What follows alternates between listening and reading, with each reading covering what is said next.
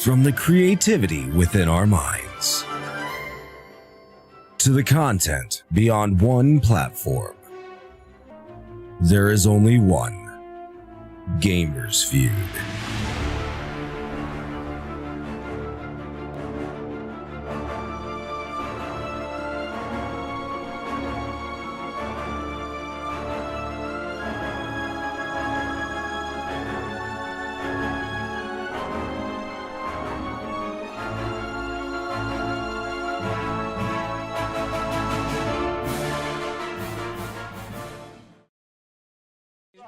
All right, should we do it on that? Okay. All right. I won't count that one, but no more funny business, you hear? No more. Okay. Let me turn the music down. Come. Here we get them. What? See, well, you.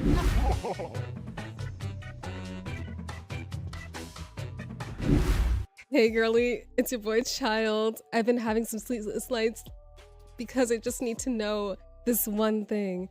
Looking for. That will be swift. 2 down. Yay, heavy ammo, baby. You gotta like get home safe and sound, or you know what I noticed? The girl next to Riley looks a lot like Riley. Wait, that's so creepy. What? Tag, you're it. Oh, I've been tagged. No tag backs. Oh, well, Oofy's on the computer. I'm gonna tag Oofy. Maybe. That boy's thick. Blob.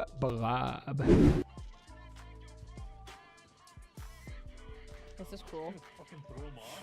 Holy shit. That's dark. Shit! It's hostile! It's trying to kill me! Oh no! Oh shit!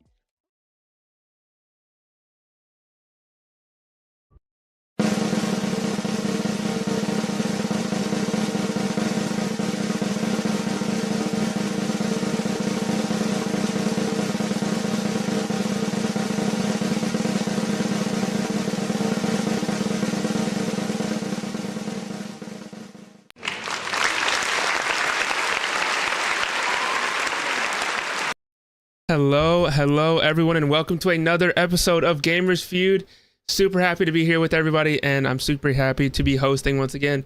Today's show is actually very special. So we're doing streamers than just like normal. I normally have we have a very important topic. So like, for example, we did charity streaming.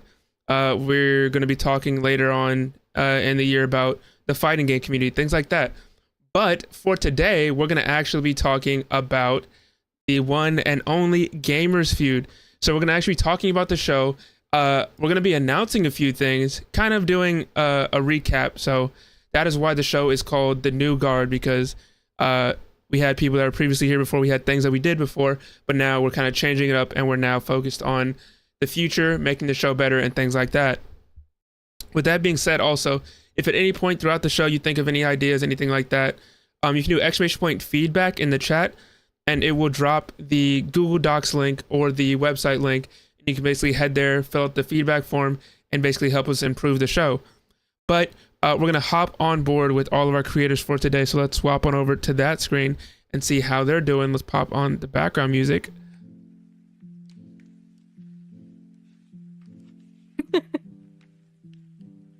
Hello everyone. How are we feeling today? Good, hi.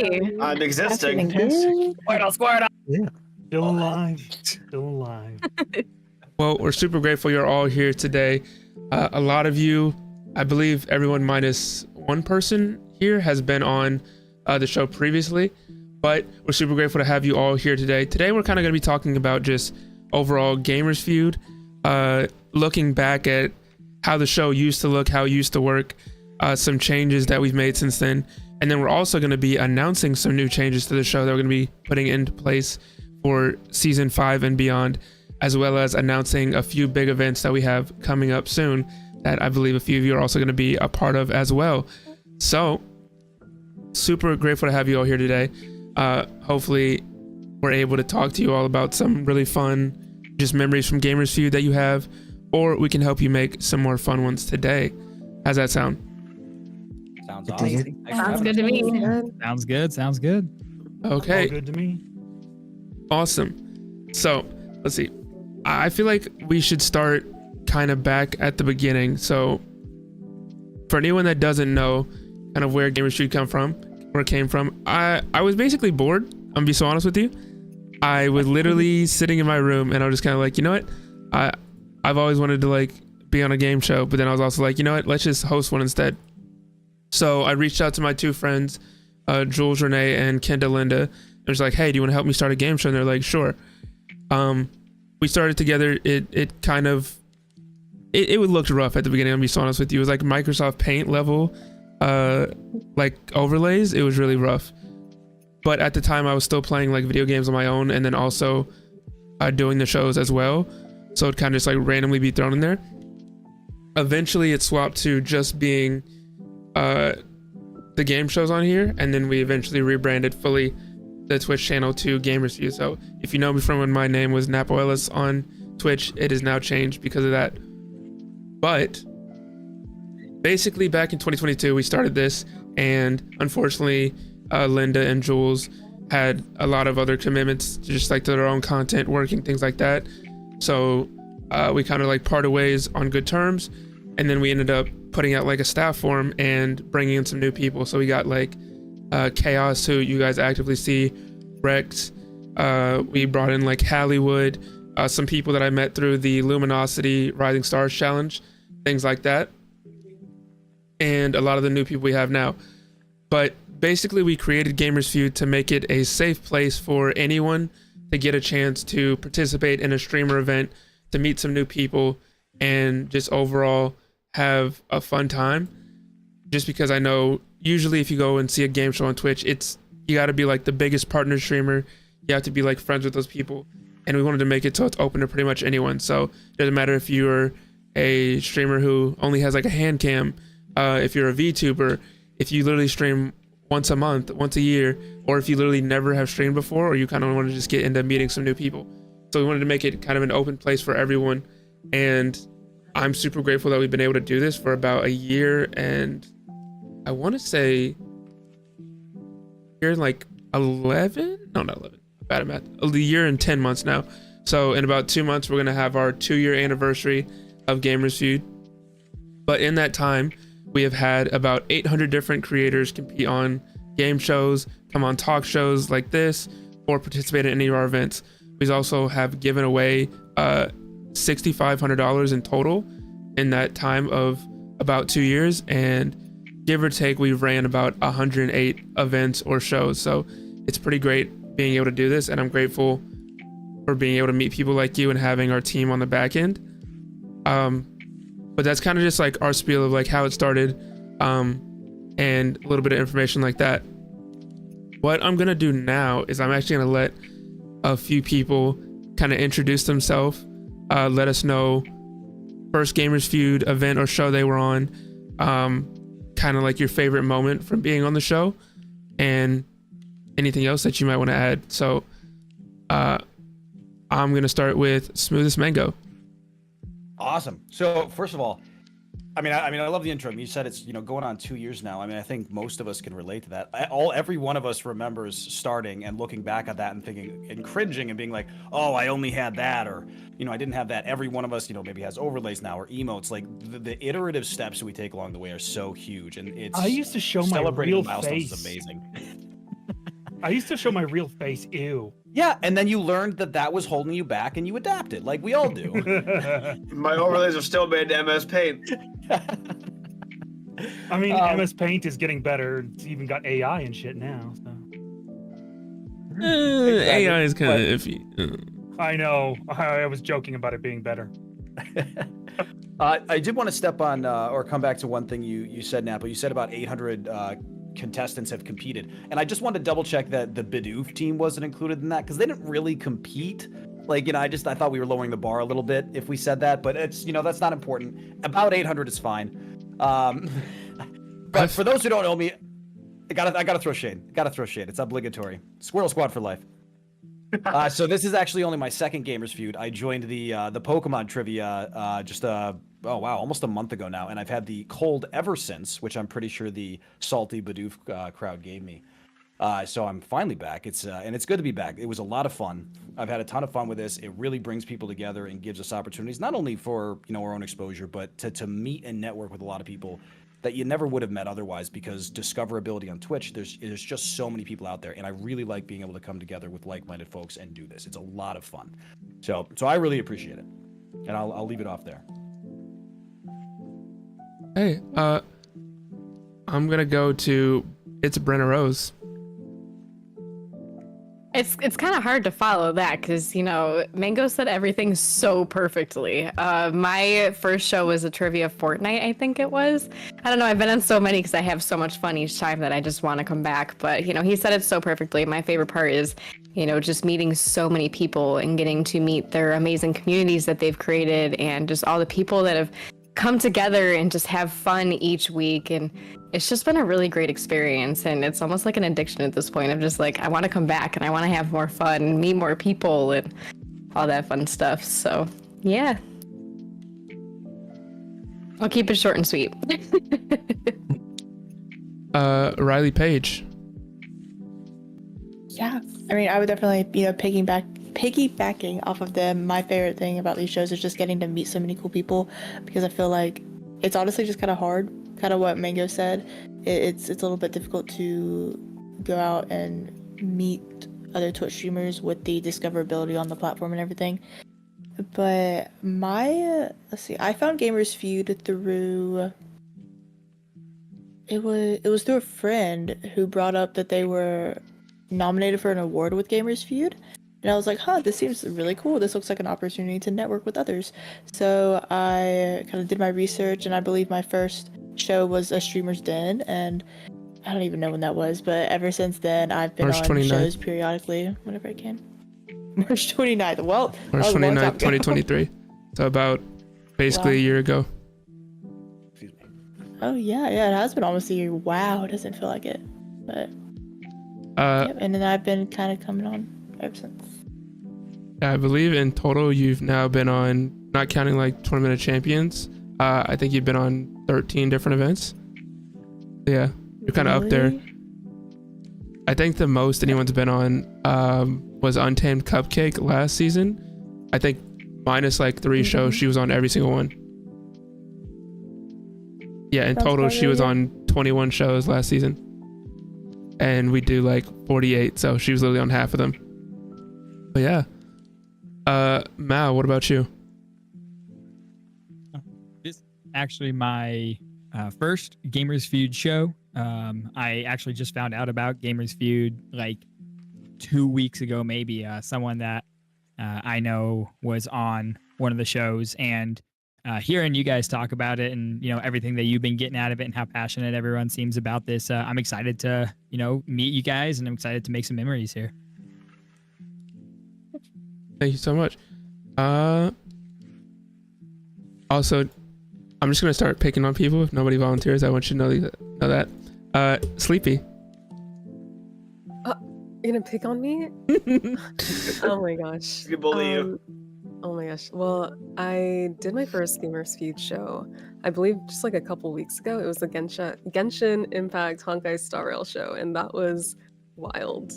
As someone who is like super introverted, I loved the fact that you were able to bring us together, and I got to meet a lot of content creators that I had been too shy to interact with, I would say. And so it was nice to sort of build those relationships. So I appreciate that the most about Gamers Feud. I mean, if we're picking on people, I'll jump in. Siren, your skincare routine is 10 out of 10, and you look fantastic. Roasted. Oh my gosh. Nailed it. Thank you so much. That was more of that. That was a great roast. That's more of that. Where that came from. I'm here all night. For anyone that is new in the stream or just in general, whether you're going to be watching like the YouTube VOD later or anything like that, so basically how Gamers Feud works is, as of right now, we do 2 shows every single week. So I just popped my knuckle. That was not a good feeling. Ow. We do 2 shows a week, generally minus like holidays, or if I have like anything personal going on during the week, on Wednesdays and Saturdays. And then It alternates the next week to Thursdays and Saturdays. So this week obviously is the second week around. So it goes trivia game show on Wednesday, bigger game show event on Saturday. Then the next week it is talk show via streamers then. And then after that, it is another big game show on Saturday. So for example, this week we have our streamers den show. And then on Saturday, we're going to be having our MMO trivia event. So that'll be interesting. But in total, we have, I want to say 12 shows. Some of them we no longer do, or we're just kind of pausing for right now, just because it was a lot of different stuff going on. But we have Gamers Feud, which when I explain some of these descriptions of these shows, legally, if you think of something that they sound like, I have no idea what you're speaking of. But in Gamers Feud, we basically survey 100 people, and then we have 2 teams of 5 face off, basically trying to guess the results of an audience survey questions. And then we asked them, hey, is it up there on the board? And they were like, no, that's tough. There's definitely like some theme music in the background. You know, it's super unrelated to anything we've ever heard before. We have Streamers Den, which is obviously this talk show that we host every other Thursday. We have Risky Content, where basically we either do it as solos, duos, or trios, where the creators are trying to answer basically 61 different questions about a video game, series, or genre, and they're given a clue in the form of an answer, and they must phrase their response in the form of a question. We also have Feud or Flame, which is kind of like, it originally started out as kind of like a, you see me, if you can see me, I'm doing air quotes, as a dating show, but it kind of just turned into like, I call it a connection show, because some people legitimately are just coming there to make friends. Other people are just working on like their improv skills, things like that. But you kind of compete for one person, trying to like get to know them a little bit better.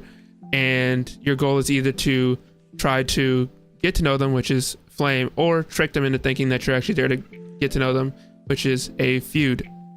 There's different challenges randomly thrown in. For example, we did like Taylor Swift karaoke on our last one. So that was kind of interesting. And the judge just like picks based off of their favorite presentation. We also have Are You Smarter Than a Twitch Viewer, which has the teams basically trying to compete to answer like 11 different questions, ranging from a difficulty of like 1st grade to 5th grade. And you have your teammates being like your classmates that you can like cheat off of, things like that. We have Who Wants to Be a Twitch Partner, which is completely unrelated to Who Wants to Be a Millionaire. I've never heard of that show. Picture this, where we basically show you different emojis and you have to guess what they mean. So for example, I could show you a green army helmet, space, water pistol, because they don't have like an actual physical like gun emoji, and then like an alien, and that can mean Halo. You just have to guess what it means. Content tank, which we just did last week, and that's kind of like you can present your own idea, or basically borrow an already made idea and present it to us to try to pitch to different investors. The money and all that was not real though, unfortunately. So one person I think had a like $11 billion investment. They did not actually get that money, unfortunately. We do trivia, which is obviously multiple choice trivia.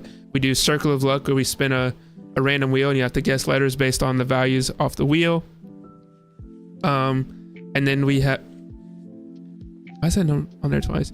We also had the weakest link, but you know, it was like a lot of questions we had to make, because you have to just assume that everyone's gonna do good, so you have to make like 400 questions every time you do that show. And ironically, we never really got past like 80, but we were still just like, just in case, let's make 400 questions. But we just stopped it because it was taking up a lot of time on the back end. That's kind of all the shows we have. We also have like one-off events, like we did a Fortnite charity tournament, things like that. But it is all very much made so that no matter what your passion is, no matter like what type of creator you are, there is some sort of event for you. So for example, some shows like Circle of Luck, you don't need to actually know the topic. So if it's like, we'll say it's a Call of Duty show, you don't actually need to know Call of Duty. You just need to know how to guess letters, and you can still join that one. But we try to make all the shows so that whether you're a new player to that game, you're an expert, you played it for like 13 years, everybody has a chance to win. Like, sure, some people might have an advantage because they played longer, but that does not mean that everyone does not have a chance. I lost my train of thought. So nice. It's good for new players. We get people involved. I mean, the idea, like you said, is you want everyone to feel as included as possible, because otherwise there's no way to niche the content down and perfectly get 10 people who, you know, are hardcore about that exact one topic. It makes it too difficult to really do what you've always focused on for at least as long as I've been paying attention and watching the VODs when I first came over here, which is the engagement of the people that are here, and there simply happens to be, you know, the guardrails of the current subject matter that you're guiding it with. So, I mean, I think it makes a ton of sense to keep it open-ended like that. Yeah, 100%. Also, we had one thing that we definitely changed also was it was primarily only me hosting shows. And as I said, we do it twice a week, every single week, every month for 6 months straight. I'm not saying I was burnt out, but it is helpful now that we have 2 or 3 other hosts and they do a show once or twice every single month.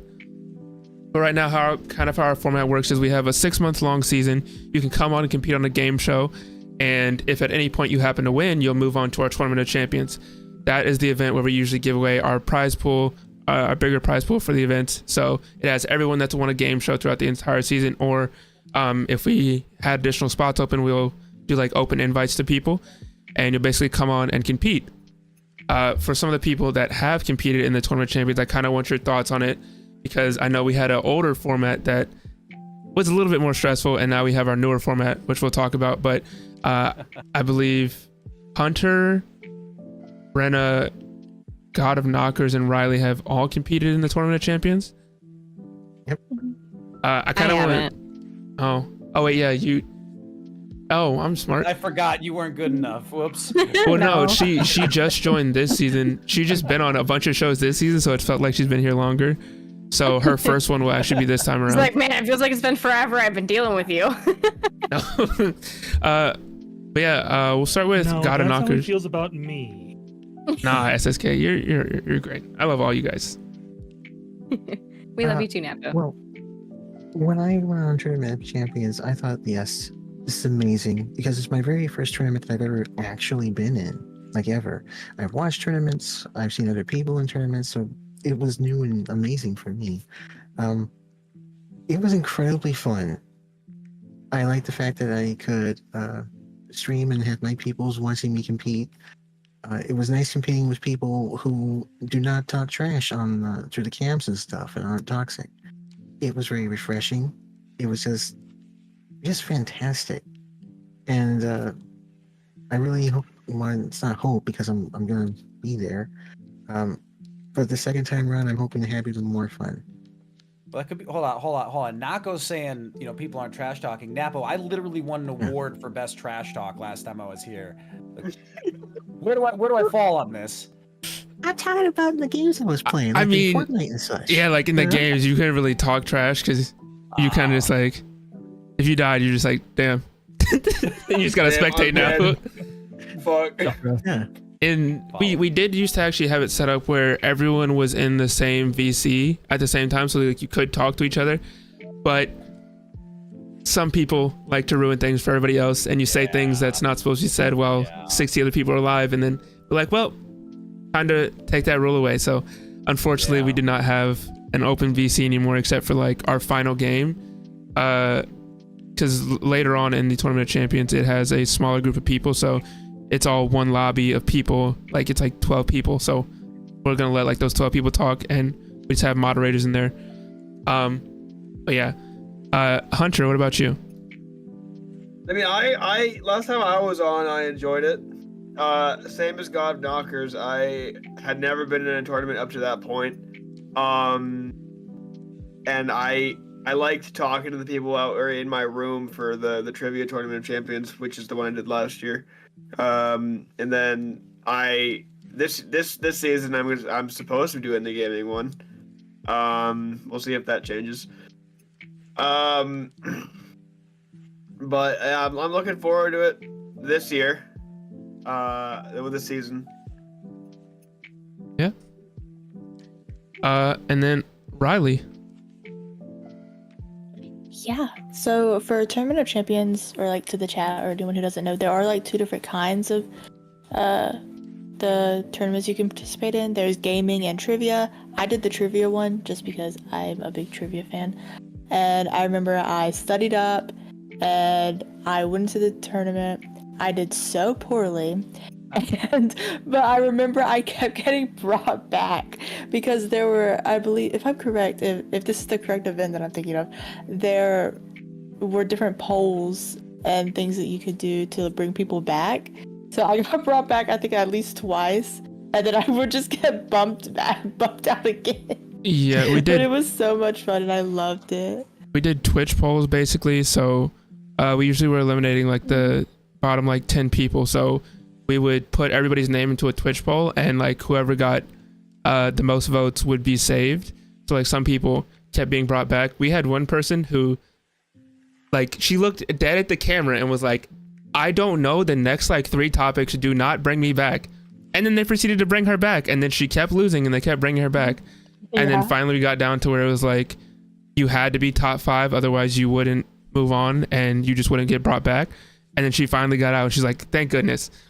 Some people just got trapped there by their chat. It was rough. So we had to take away that rule as well, because like it was making it a lot more difficult, because we had to keep track of like who was supposed to be eliminated and then who was getting saved. And then we were also like removing the Discord role off the person so they didn't have to like still be in the VC.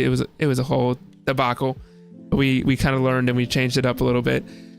But yeah, we've kind of just tried every single time we do any of our tournaments or any of our events to learn from it and to get better, which also is why I said the feedback command in chat. Literally, if you want to leave feedback for something that happened like 3 months ago, you can do that. Or if you just in general want to give some sort of like suggestion, my phone buzzed, suggestion for a future show, then you can do that as well.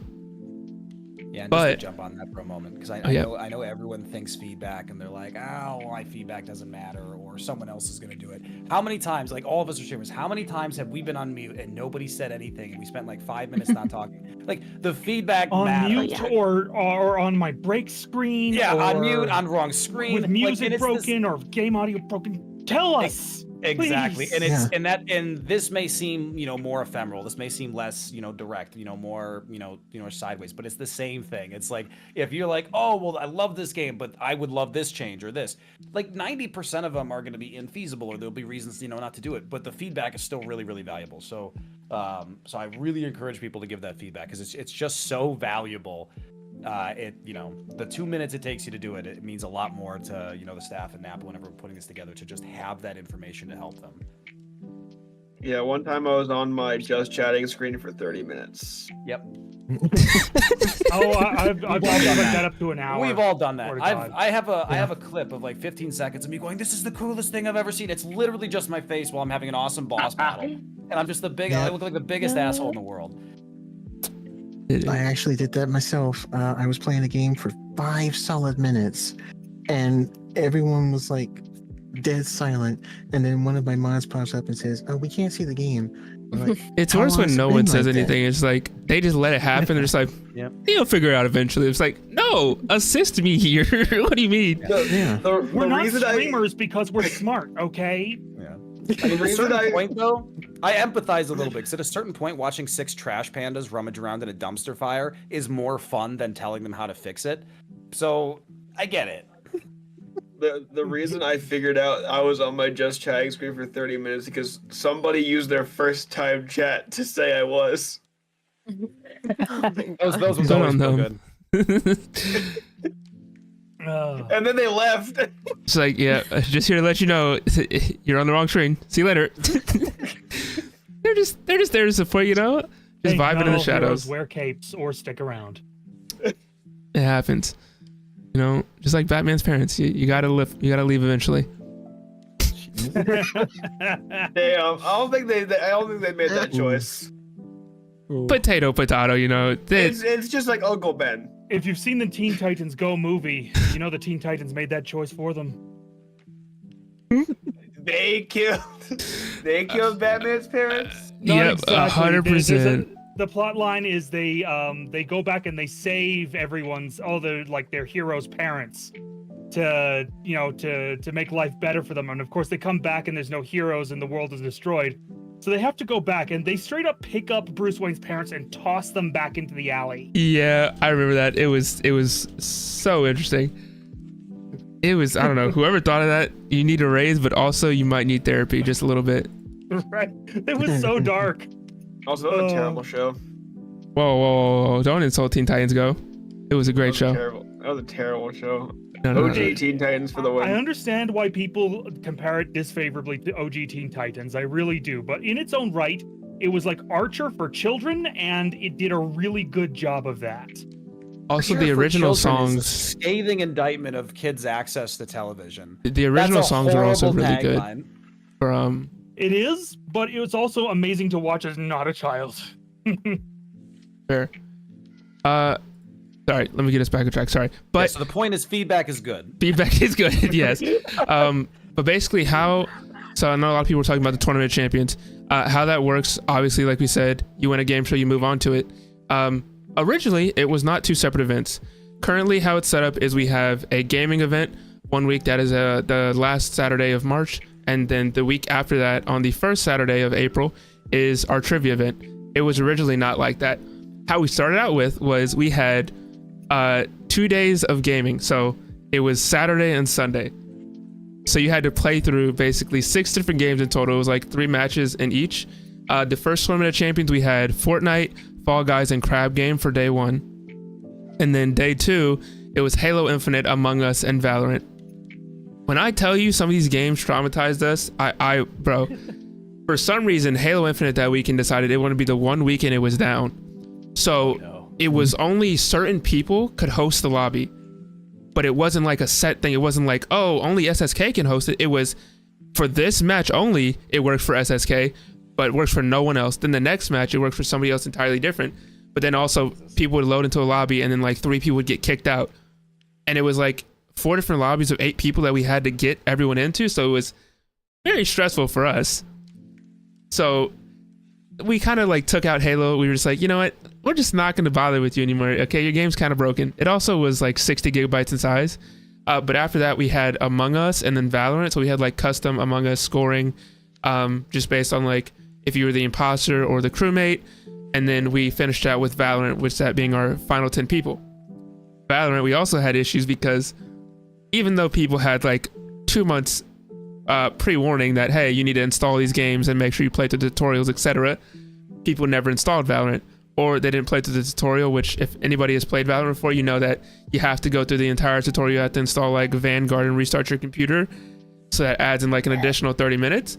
And when you're mid-tournament, you're like, okay, we're about to start right now. And then someone's like, funny story, I need you to wait 30 minutes for me so I can play through this tutorial. You're just like, oh, okay. Vamp, Also, just vamp. A big habit of people in this Tournament of Champions is to be in first place by a good like 100, 200 points and then do something to choke at the last minute and then lose out on the grand prize because of that. So the first time around, one of the people that hadn't installed Valorant, he was in first place by 200 points. He had done really good in Fortnite. And we hadn't really figured out the scoring system as perfectly as we wanted it to be now, but it was very heavily skewed towards the earlier game. So like Fortnite gave you a lot of points. Basically, he was up like 400 points to like the next person having 200. He had never played Valorant before, so he loaded in, only used the shotgun the entire time. Everybody else had at least touched Valorant before. They like think the highest person in there was like a gold, which gold versus somebody who's never played is a very big difference. Because he only got like 3 kills, the person that was like the gold player caught up to him off of just Valorant because he dropped like 40 kills in all 3 games and caught up to him and beat him. And the guy that was in first place ended up getting like 5th at the end of the day. So it's not great. And that was kind of how like the first Tournament of Champions went. The person that won ended up, he was one of our like staff members. So originally when he first joined the show, he joined for like a Fortnite event, and then he wasn't part of our team. He joined as part of our team throughout that time, and then ended up being our first staff member to ever win a show, and also the first champion ever. So like he bragged about it for a while, and then he's like, I'm gonna come back next year and win. He did not. Just update. He did not. But the second time around for the Tournament of Champions, which was about a year ago now, it was Apex, Fortnite, Fall Guys, Crab Game, Multiverses, and Overwatch 2. Keep in mind, we're doing these like team games. So what we would do is we'd put, for example, all 9 of you, we put your name onto a random wheel and just spin it. Whoever it lands on that just happens to be your teammate. If they happen to be good at the game, cool. If they're bad at the game, that's tough. The issue is, because we did an Apex show, some of the people that were in here were good at Apex. In a lobby full of like 40 people that were not. So, unfortunately, one of the teams, we didn't know anybody's rank beforehand. Fortunately, one of the teams ended up being an Apex Predator, which is the max rank in Apex, a Plat player, and a Diamond player, all on one team. They won all 3 games that they played in, and had about 70 kills from that one game. So, it was not exactly that great. We then went on to Fortnite, which Fortnite was still pretty good. It kind of is like a staple for our tournament of champions, minus some people having like issues not being able to load in. We did Fall Guys like always. We like to do FPS and party games, so it's kind of like balanced. You can't just be good at like everything. Like, it's not just shooters only, and then if you've never played a shooter game, you kind of just had a disadvantage. We try to mix it up. We then did crab games on the second day, multiverses, and Overwatch. Pretty much everything went fine. The issue was, if you had a teammate in like the earlier games and they happened to, like, you could get 20 kills, your teammate gets 1, just because of it's based on individual performance. Even though you're playing like team game modes, you could move on, they could not. So we would have to like re-roll teams as we went through, and some of the teams again were good, some of the teams were bad. But we ended up finishing out with Overwatch, and then it was kind of just like another thing of people not telling us their ranks beforehand, even though we asked for it. So then it was heavily skewed towards one team, and then once we tried to fix it, that team that had won the first time around kind of complained, and we're like, oh no, you're just gonna make us lose out on all these points. Like, what if I lose this tournament because you don't count that first game? And I'm just like, you guys had everyone that played Overwatch versus everyone that hadn't played Overwatch. That's not really fair. And they complained, and we're like, okay, we're just gonna lower the amount of games and then just restart point wise. Most of those people ended up still winning, so I don't know why they were complaining, but like, YOLO. But kind of after that, we realized, hey, random teams is probably not a good idea, because somebody's going to have a reason to complain. We just want to make it so it's fair for everybody. So we swapped to making it solo only. And then we also realized that not everyone that comes on our shows is like trying to be competitive or anything like that. Some people just want to have fun doing trivia. So we added in the trivia event. So that was coming up to our last tournament champion. So what happened was we swapped it to one day, one Saturday, and then there's a week break in between, and then the next week is the trivia event. So last time around we did Fortnite, Fall Guys, and Kart Rider Drift. First 2 games, not really any issues. Kart Rider Drift, the company that made it maybe took like a few shortcuts on the game, so people were having like issues. It was meant to be like Mario Kart, but it did not work out like that. It was a whole stressful thing. But we added in the trivia as well. So the trivia basically was 45 people. We played through 8 different rounds of trivia. So we spun a wheel of all the topics we have throughout the entire season of the show. So that 6-month period. And then based on whatever topics were selected, we do 20 question trivia on each. The bottom 5 people obviously were eliminated, like we said. But we originally had that format of, hey, if you want to try to bring back your streamer, you can like basically donate, or you can vote via the poll. Because we were trying to also be able to add more to the prize pool for the creators, which it worked a little bit, but also like some people obviously that didn't know stuff and were like actively don't bring me back, or kind of just had to be brought back, unfortunately. But I feel like we kind of found our format now, where we have the gaming event and we have the trivia event. So it was kind of good to find that in between, because if you aren't that good at one, you can do the other one, and vice versa. Sorry, I've been ranting for like a little bit, but I kind of want to see just like everyone's thoughts on just overall the format of like the Tournament of Champions. Now that we've kind of changed some things up, we listen to people's feedback on things, and pretty much like usually people would give the feedback like the day of the tournament, and then the next day we would announce changes for the next season, which is 6 months ahead of time. So it's not like we're waiting 6 months to make these changes, like a right away sort of thing. So I kind of want everybody's thoughts on the Tournament of Champions, and then if you're going to be doing the Tournament of Champions, like if you've already won a show, kind of your thoughts and what you're doing in preparation for the Tournament of Champions. Yeah, I mean, jump in right away, actually. So I mean, we talked about this earlier, but I love, the way you describe, the last few tournament champions. And like you said, you can see the first time you do it, you're like, this is all great. And then it, the plan never survives contact with reality. Something goes wrong and it's like, okay, we learn lessons. We improve it for next time. We're going to find more. That's just always how it goes. And there's so much that goes into setting these things up. And then the Halo Infinite, servers, like there's no planning for that. The thing crashes and you're like, and you're trying to scramble to get around it. And so stuff like that always happens. And so part of it is that, the participants, you talk about, oh, well, that's not fair. It's like, look, you knew what the rules were when you signed up. Like, give a little bit of grace for, what's happening and, try not to get too worked up about it. But I really like you said, you take the advice and you prep 6 months in advance. Like, you post the rules and what's going on. Like, you've had the, the established format for the tournament, pretty well in advance. The games are already fully announced. Like, there's a very clear setup for what's going on. I will have to install a couple games that I let go of a long time ago because they bring out the dark side. So, funny thing, I'm actually decent at like basic server management. If you ever need custom servers for a particular game that needs them, I can probably set one up for you, at least temporarily. Yeah, a lot of them now, we started picking a lot of games that just have like built-in customs. The issue is just getting ones that have some sort of spectating feature. But also for like the gaming tournament, for example, it's that one we require everyone to stream just because you want to make sure nobody's cheating, breaking the rules, anything like that. And also just so people can come and find you. Like if you are like winning games, we're going to be able to like in our stream, like say, hey, go check out this person. So people can literally get funneled directly there. So then they're watching the event, but also they will go cheer on people throughout the entire time. But yeah, are we allowed to do the tournament for both trivia and games? So technically, no. Technically. But think about it like this. Because it is now like 2 months away for the first event, what we do is give or take like 2 or 3 weeks ahead of time. We remind everybody, hey, we need your decision on which event you're gonna do. If there is some sort of like discrepancy where like we have 5 extra spots because no one responded, or people can't make it on either day, then we'll make a public announcement like, hey, if anyone wants to, you are able to join both events. People tried to complain and were like, bro, what if somebody wins both events?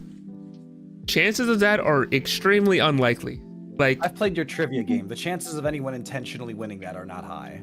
I will say, last time, so Tournament of Champions 3, someone did get close. His name is Branchy. He got 6th place in the gaming and got 2nd in the trivia. That is the best that anybody has done, and that's also the first time we've done the both events format. So maybe this time around someone will get 1st in both.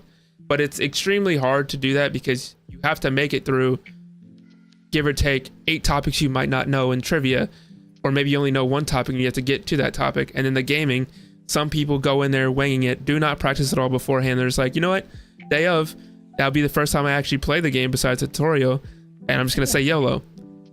It hasn't really went well for those people, but we encourage it. Whatever you feel like is your best strategy. They got the spirit. They got the spirit. That's what I do. I mean, I like what you said about there being kind of a mix of like you guys do the FPS and then also the like more party games and stuff, just to play to different people's strengths. I think it'd be awesome to even try to incorporate even more like genres of games in there, like even MOBAs, like you can set up custom matches and things like League of Legends or Smite or anything like that as well, just to add some, different change of pace to the tournament as well. So it's not just like, those 2 genres, branching out a little bit more for, not only people being, good at those other games, but also just it being like a little bit more dynamic and exciting as well from like the viewer standpoint, that it's like, people who might not like FPS games or as much can still, enjoy that aspect of it. I will say the one issue with MOBAs, for example, is like the Overwatch situation, where it would have to be like, even if we like ask people ranks beforehand, like, and randomize teams, there's just going to be one team that probably rolls the other team. And it's because it is based off of like your individual points. You could be on the, so Mal, we'll say for example, you're in 1st place right now, you're ahead by like 100 points. Sleepy's in 2nd and Chrome is in 3rd. You all just happen to get put on the same team. It's randomized based on ranks. We put you on the same team. they could purposely throw, so you get bad points that game, they get better points. That's also the issue with like doing any sort of team-based thing, that people can literally purposely throw. Like that was one thing in Crab Game. There was like red light, green light. If any part of you happens to hit somebody during red light, green light, even if like your body just exploded, because it's based on like Squid Games, it will basically take out that other person because it'll make them move. So people would purposely run behind someone that was ahead of them in points, just so if they get taken out, it'll hit that person, they'll get sabotaged too. It was a whole thing. It was just that's why we kind of swapped away, because I thought about doing like not a Smite or League, but I thought about doing like Paladins for like our final event, because we want to make sure that it is it's a free to play game and it is fully cross platform, so that if someone's on console or on PC, they're able to join. We used to say like try to make it games that you can join on like Switch or mobile too, but unfortunately like it is very difficult to include them and them not have some sort of technical issue. Like we don't want to make it that they're at a disadvantage. So that's why we kind of limit it to like console and PC. But if we can figure out a fair way to do it, great. But also someone at some point is gonna try to target people. Like even in Fall Guys, it is a fun party game, but there's also a button built in where you can show names of other creators, and you're just like, oh, Mango's in front of me by 2 points. That's crazy. Let me just grab you, buddy, and just oopsie daisy. It was just part of the game. Yeah. I don't know why you've been reading my diary, Napo, but that is a triggering experience. That's happened way too many times to me. It was rough the first time we did Fall Guys, but then we were like, hey, no, like purposely trying to like target people, but then also you can't really. At some points, it is very hard to tell. Like I understand if it's like a race and you go out of your way to like chase after someone, then we can obviously tell. But like other times, you're just running and you try to like grab someone for like stability, and now you look like you were trying to like mess them up, but you weren't really. Brenna. Went from there like. Oh. Hi. What's up? So I know this is going to be your first time around doing like the Tournament of Champions. What are kind of like your thoughts going into it? Any like preparation you're doing, or any like suggestions you have for other people? I have no suggestions because I have no idea what I'm doing, but I'm really excited. I've had so much fun on every show I've been on so far, and I've never been on a tournament before, so I'm excited for my first tournament to be with you guys. And now that we have the topics, or what could be the topics, or whatever you sent us, I'm excited to start doing some studying and prep, and I don't know, see what I can find on the interwebs. Someone said that's my strategy. Someone said themed Scrabble. How would that work? Or Uno tournament. So gotta be words from Uno like, this is game. What do you call it? Uno unfortunately is not free unless you use like an emulator for like mobile, because there's a free Uno mobile game, but then that leaves out everyone on console. That's kind of like the issue there. But I like the suggestions for the people in chat. IRL fighting tournament. IRL fighting tournament. Yeah. If oh my god, gives you enough clarity of how bad of an idea that is. Maybe if everybody signed what do you call that thing? A waiver? Down. A waiver? And then it is like I was a professional martial arts instructor for 8 years, so I'm good to go. Maybe not on that, but what is those giant like foam boxing gloves? Maybe then, just because it's like, or you do wait, like what if we fight with foam fingers? Somebody's eye would get poked out, and then it'd be on us, like liability wise. I feel like foam finger? People playing video games in their house is better. But it's like anything that happens is your fault and not our fault at all, even though we streamed it and we also signed you up for this event. My bad, G. The end of the waiver just says my bad. Get carpal tunnel. I already have carpal tunnel. I got it from playing Valorant for one day. It was great. What? Yeah, it was not. One day? Yes. So basically, TLDR, my controller broke, so I had to send it back to the company to get repaired.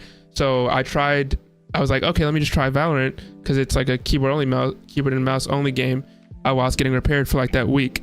I played it one day, and at the end of like the 2-hour session, I felt like this weird like pain in my wrist. And I went to my doctor like the next day, and he was like, oh yeah, you have carpal tunnel now. And I'm like, is this like a thing I've been like slowly getting? He's like, nope. I don't know how, but you just got it in a day, sir. And I'm like, did you do it? He was like, did you do anything like different than you normally do? I was like, I played Valorant.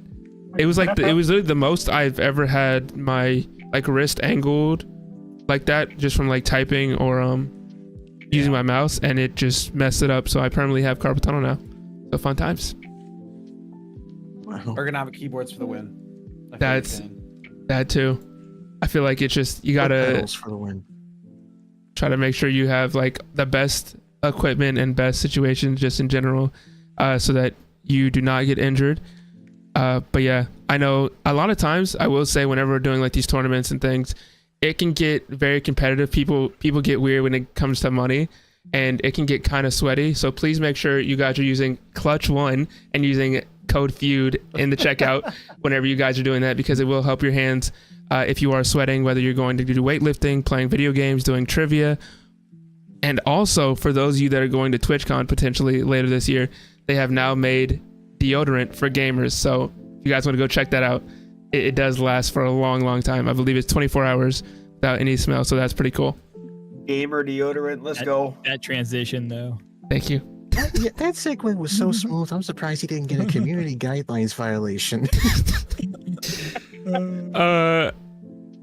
But yeah, so what I was going to bring up, so we're getting about to our halfway point. What I want to do is we are going to kind of talk about a little bit from people in chat, or for people that are on the show, talk about maybe some feedback you have for the show, any changes you might want to see, and then we'll swap into our halfway point where we're going to do some Nitro stream racing just for fun. And then after that, once we get back, we are then going to go into me letting you know kind of some of the new updates that we have coming to the show next season. Are like 2 big events that we are announcing, and then also we're going to be doing a tier list actually.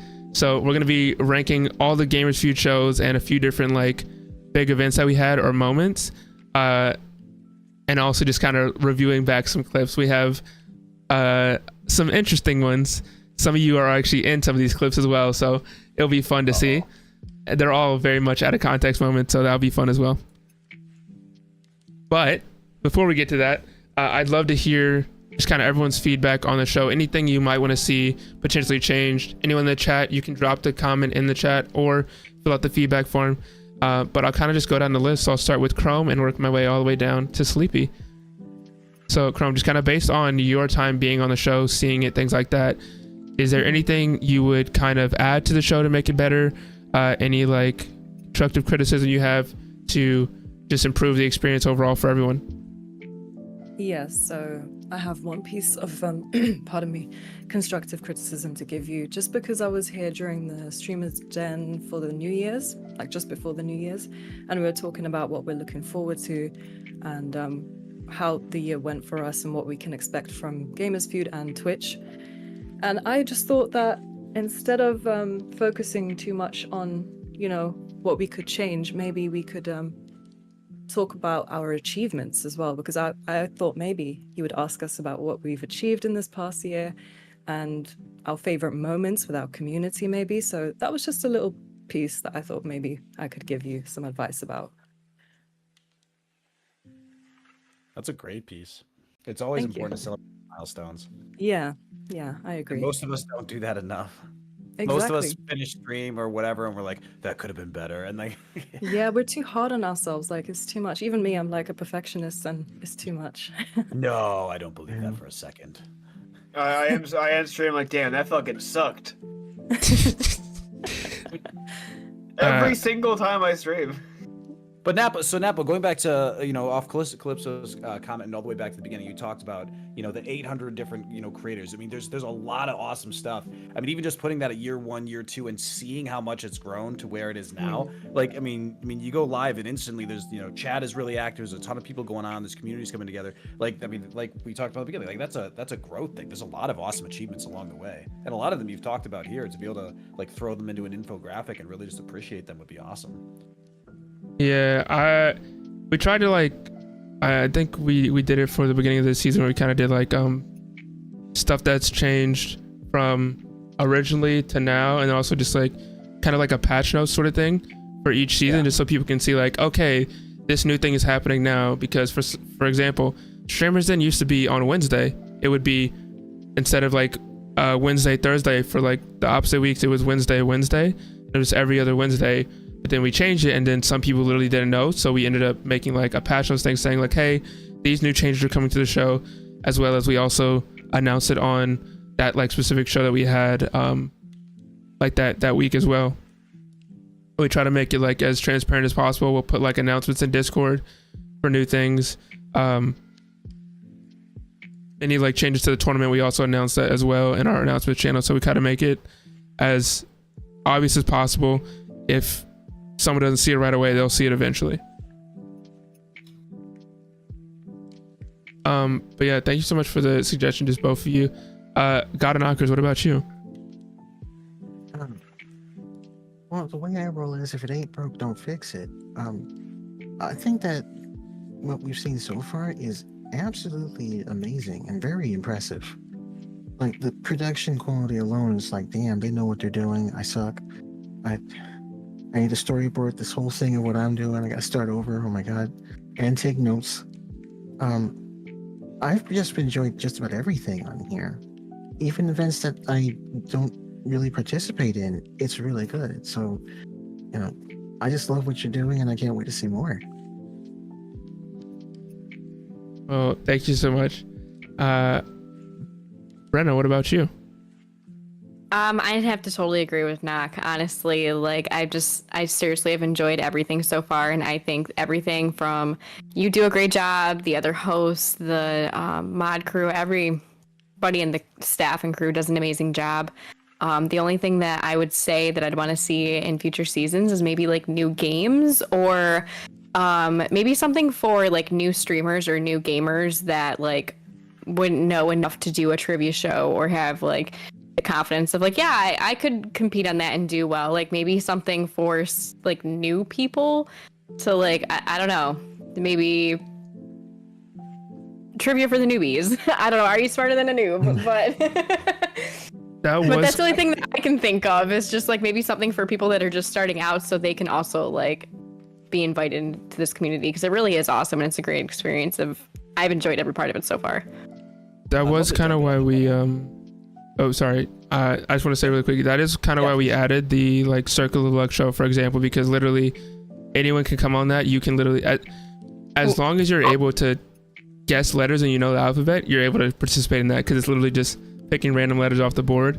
We also have like Content Tank now, which is just kind of improv, and you kind of just hope that you can what do you call it, kind of just present your own idea, make your own pitch, and that's not any like background game knowledge or anything. It's just you and your own thoughts. So we kind of added in some shows recently.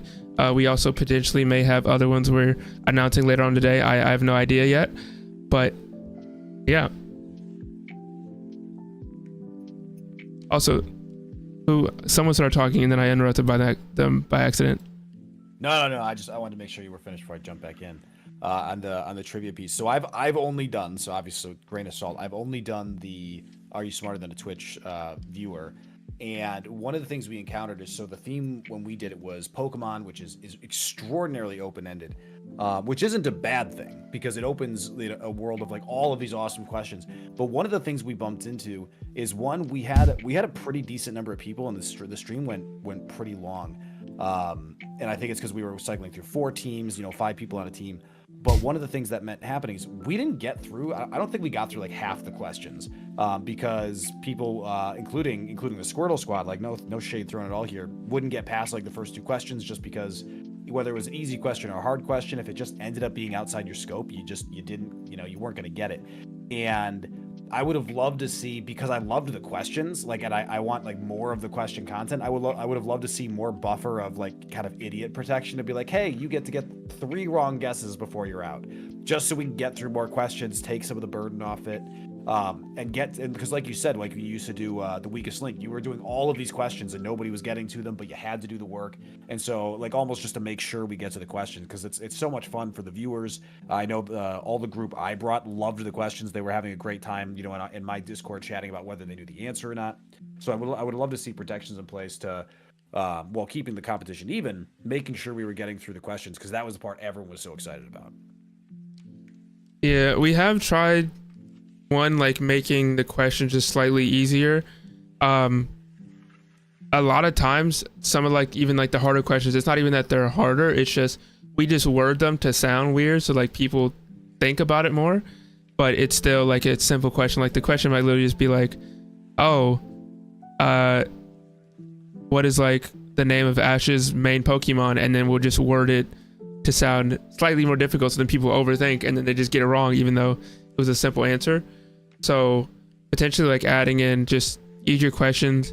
I know for the Smarter Than a Twitch viewer one, we tried to basically make it as easier to make it through at least like 2 or 3 questions.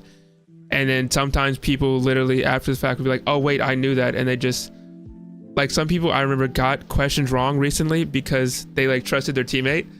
And then they originally they said the right answer. And then their teammate was like, no, it's actually this, trust me. And their teammate ended up like tripping them up and they got it wrong, which it's not the teammate's fault. It's really you just, if you think you know it, you think you know it.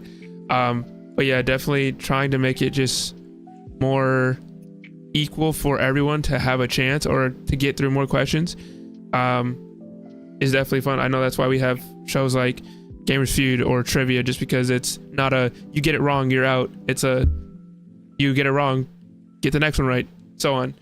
Also, for the Twitch viewer, that specific one you were on, it wasn't normally we don't have like 4 teams. There's normally like 2 teams, and then both teams usually get to go 2 or 3 different times, so like they get multiple rounds, versus when it's like a bigger group, then only everyone gets to go like twice, and then there's also that added section in the middle now. Hey Napo, Get Wet Sports is paying your bills. Literally the last thing I saw was them saying they didn't like me, so I literally looked away from chat. That's my bad. Let me see. Get Wet Sports, thank you so much for the 5 tier 1 subs to Riley Page, Birdie Balls, McD I think I said that right, Sky Guy Live, and Milkshake FPS. Actually, that's kind of funny. Literally half of those people have been on a show within the last like 2 or 3 weeks. So that's awesome. Thank you so much. Also, everyone, please go check out Get Wet Sports. I believe. Yes, there you go. Please go check out Get Wet Sports. They're absolutely amazing. They have a great content library. So if you're trying to find anyone that plays maybe Fortnite, Fall Guys, what do you call it?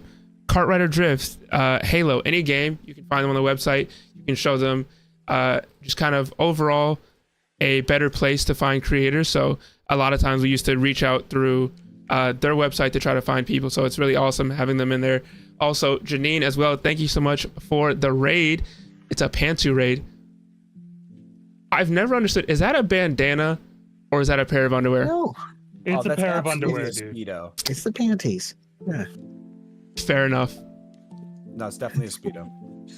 No. We need to get a Gamers Feud specialty page for everyone who participated in these. If you're talking about streamers, then that's kind of possible because it's less people. If you're talking about overall, we might slow the website down slightly. But thank you so much for the raid, Janine. Thank you so much for the subs, Get Wet Sports, and thank you just for like sponsoring previous events. Get Wet Sports actually sponsored the charity event that we did, so that was pretty awesome. But we're grateful to have all of you here. Janine, I believe I'll be seeing you next week as well for a show, plus just something fun on the side. So I'm excited for that. Thank you so much for sharing your community with us. We're just kind of talking about potential changes we may want to see for the show, anything you think could be improved. So anything like that, if any of you want to drop something in there, I know a lot of your chat has seen the shows before. You've personally been on some, so we'd love to hear your feedback as well. If you want to fill out a feedback form instead of just dropping it in chat, you can do it as well. Chaos just put the command in there. So thank you. Speaking of not knowing you're muted for a while, I was muted for like 10 to 15 minutes. Me like that. Yeah. That's we my really bad. should have collectively agreed to pretend that we didn't hear that. 100 pantsuit. That's it. That's the message. Thank you, Jam Jams. Thank you for the 100 underwear.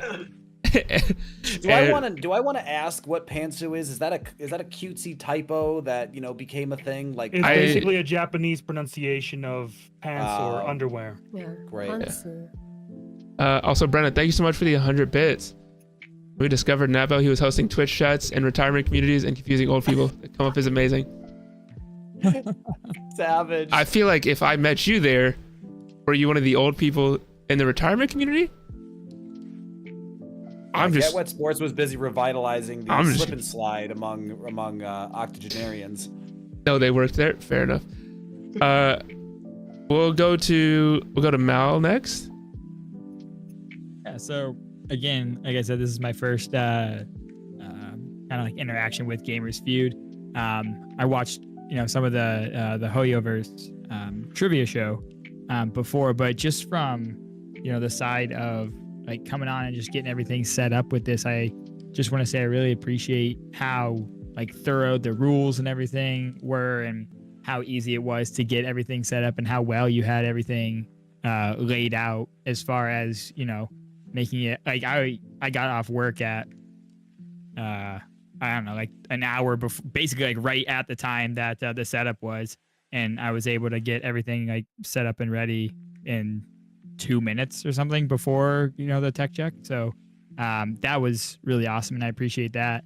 And I like what you've been saying about the Tournament of Champions, and you're doing things to try to make it kind of like level the playing field a little bit, and making sure that there isn't like one group that just can steamroll others based on getting everyone at the same skill together against everyone else. So I like what you're saying about that.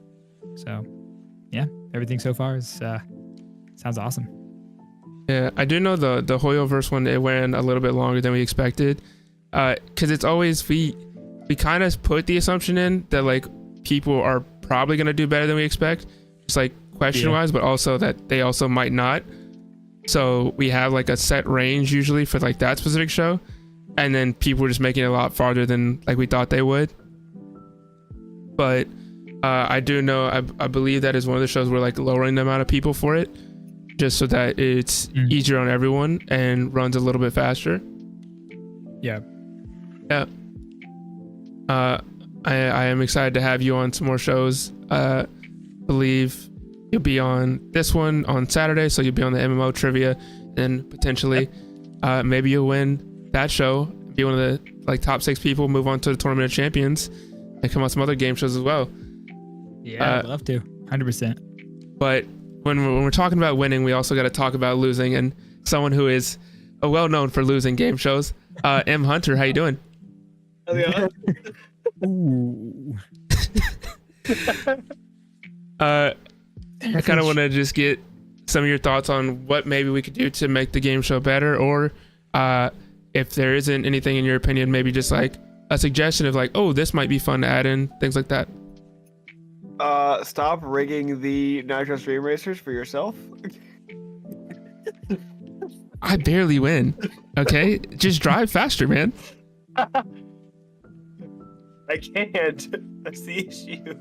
That is fair. It is automated, so yeah. Yeah, well, use your nitro at a better time. That too. Definitely skish you. Riley. Riley's still. I think you're muted. We saw Riley about to. I am indeed eating food. pasta. But I haven't had many issues or really any like negative feedback regarding Gamers Feud. Again, I love how you guys bring everyone together, and I know the staff works so incredibly hard behind the scenes, and we really do appreciate you a ton. I feel like you guys don't get enough thanks. This goes to Napo, and this goes to all the mods who just work on putting things together. I know it's probably hella stressful, so shout out to y'all, of course. I will say, I was on, I believe it was Are You Smarter Than a Fifth Grader for Valorant? And the team that I was on, and I know this isn't like your guys' fault because you randomized the questions and everything, but it felt like we were getting like tougher questions than other teams were, and we got bumped out pretty early because of that. So I don't know if there would be a way to really change that around or not. I remember algebra was the captain, and he was kind of like tilted about it. So, So I'm sorry. other than that, what I is? had Are you great smarter experiences. than a? Or are smarter than a fifth grader? Oh, sorry. Are you smarter than a Twitch viewer? I was for like, sure, that I very was confused what you're talking popular about. game, yeah. I know what you mean. But I do know for like that one. So the issue that just happens sometimes is because we do have so many staff members, just depending on the show and like who volunteers like help that week, people make questions differently. So for example, like some people used to like say like mine were just like impossible to answer. So then I tried to like make them a little bit harder, and then people were like, these are too easy. So then I tried to find like a good medium ground where like sometimes they're easy, sometimes they're harder. But just some people have like a different thought process on. Thank you, Chaos. Chaos, thank you for the 10 gifted subs to let me read down this list. you. Okay. Jolly Survivor, Baby Girl Tash Gaming, Sunny Ambi, Nikki Games 11, Emily Kigo? I'm gonna say Kiko. Mr. Stylson, Dino Thix, Talion next, SSK, and Page Me Boomer. Absolutely amazing. Sharing the love with more of the community, bringing in some more people. It's somehow every time people gift subs like randomly, it always ends up going to like someone that was recently on a show or is coming on one soon, and it's the funniest thing. But thank you so much. Hopefully if you did get a sub, on the rare occasion that we run an ad, you won't get any ads, but also you get your special sub badge next to your name. We are working on actually getting updated ones because those were mine from when I just streamed like gaming from my own stuff versus like our Gamer Shoot stuff now. So we do want to get that updated, but that is a topic for a different day. Thank you once again. I know we also got a hype train, level 1 hype train, so thank you so much. Goodness gracious. I accidentally set up automatic subs. I don't think you can set up like automatic gifted subs. That would be kind of interesting though. But yeah, Riley, I think it's just like that time around. I do know that one of the people that made the questions, it was literally like their first week, so what they thought was like harder difficulty wise may not have been as high as a difficulty as like we normally would have, or like the standard we're trying to set. So like we've kind of like worked with everyone to try to improve just overall the questions, and then sometimes you get like questions that do seem like really hard. Like for example, your whole team could know just everything about agents, and you just happen to get questions about maps. It's just randomized because we don't want to make it to the point where it's like, okay, we catered this show specifically to you, like this one person, this one team. We try to make it very broad, so no matter who you are, there is something in there that you might know, which if you go on like a normal like televised game show, it may be more of like a just hope you know it. Like if you go on I think you said, I've never heard of it, but you said like, are you smarter than a 5th grader? Like that show, for example, it's topics that not everybody would know. Like I don't know geography or math that well, and you kind of just have to go on there and hope that that's the one day that you know it or your teammates can assist you. And versus us, where it's like we find people that specifically play those games or they want to get into those games, and we try to cover the entire topic so that you have at least somewhat of a chance. And like you said, unfortunately sometimes people get out like immediately, but that's also why, for example, we added in like there's 2 rounds now for that show, just so that it's not like you get out, you're done. It's just like maybe that round you only got 1 question right, or you only got 0 questions right, but next time you get a different set. Oh, I have a suggestion. Final Fantasy 14 lore. Isn't Final Fantasy the online one? 14 is the one of the online ones, yes. Or worse, Yakuza game lore. That's a great one. That's a great one.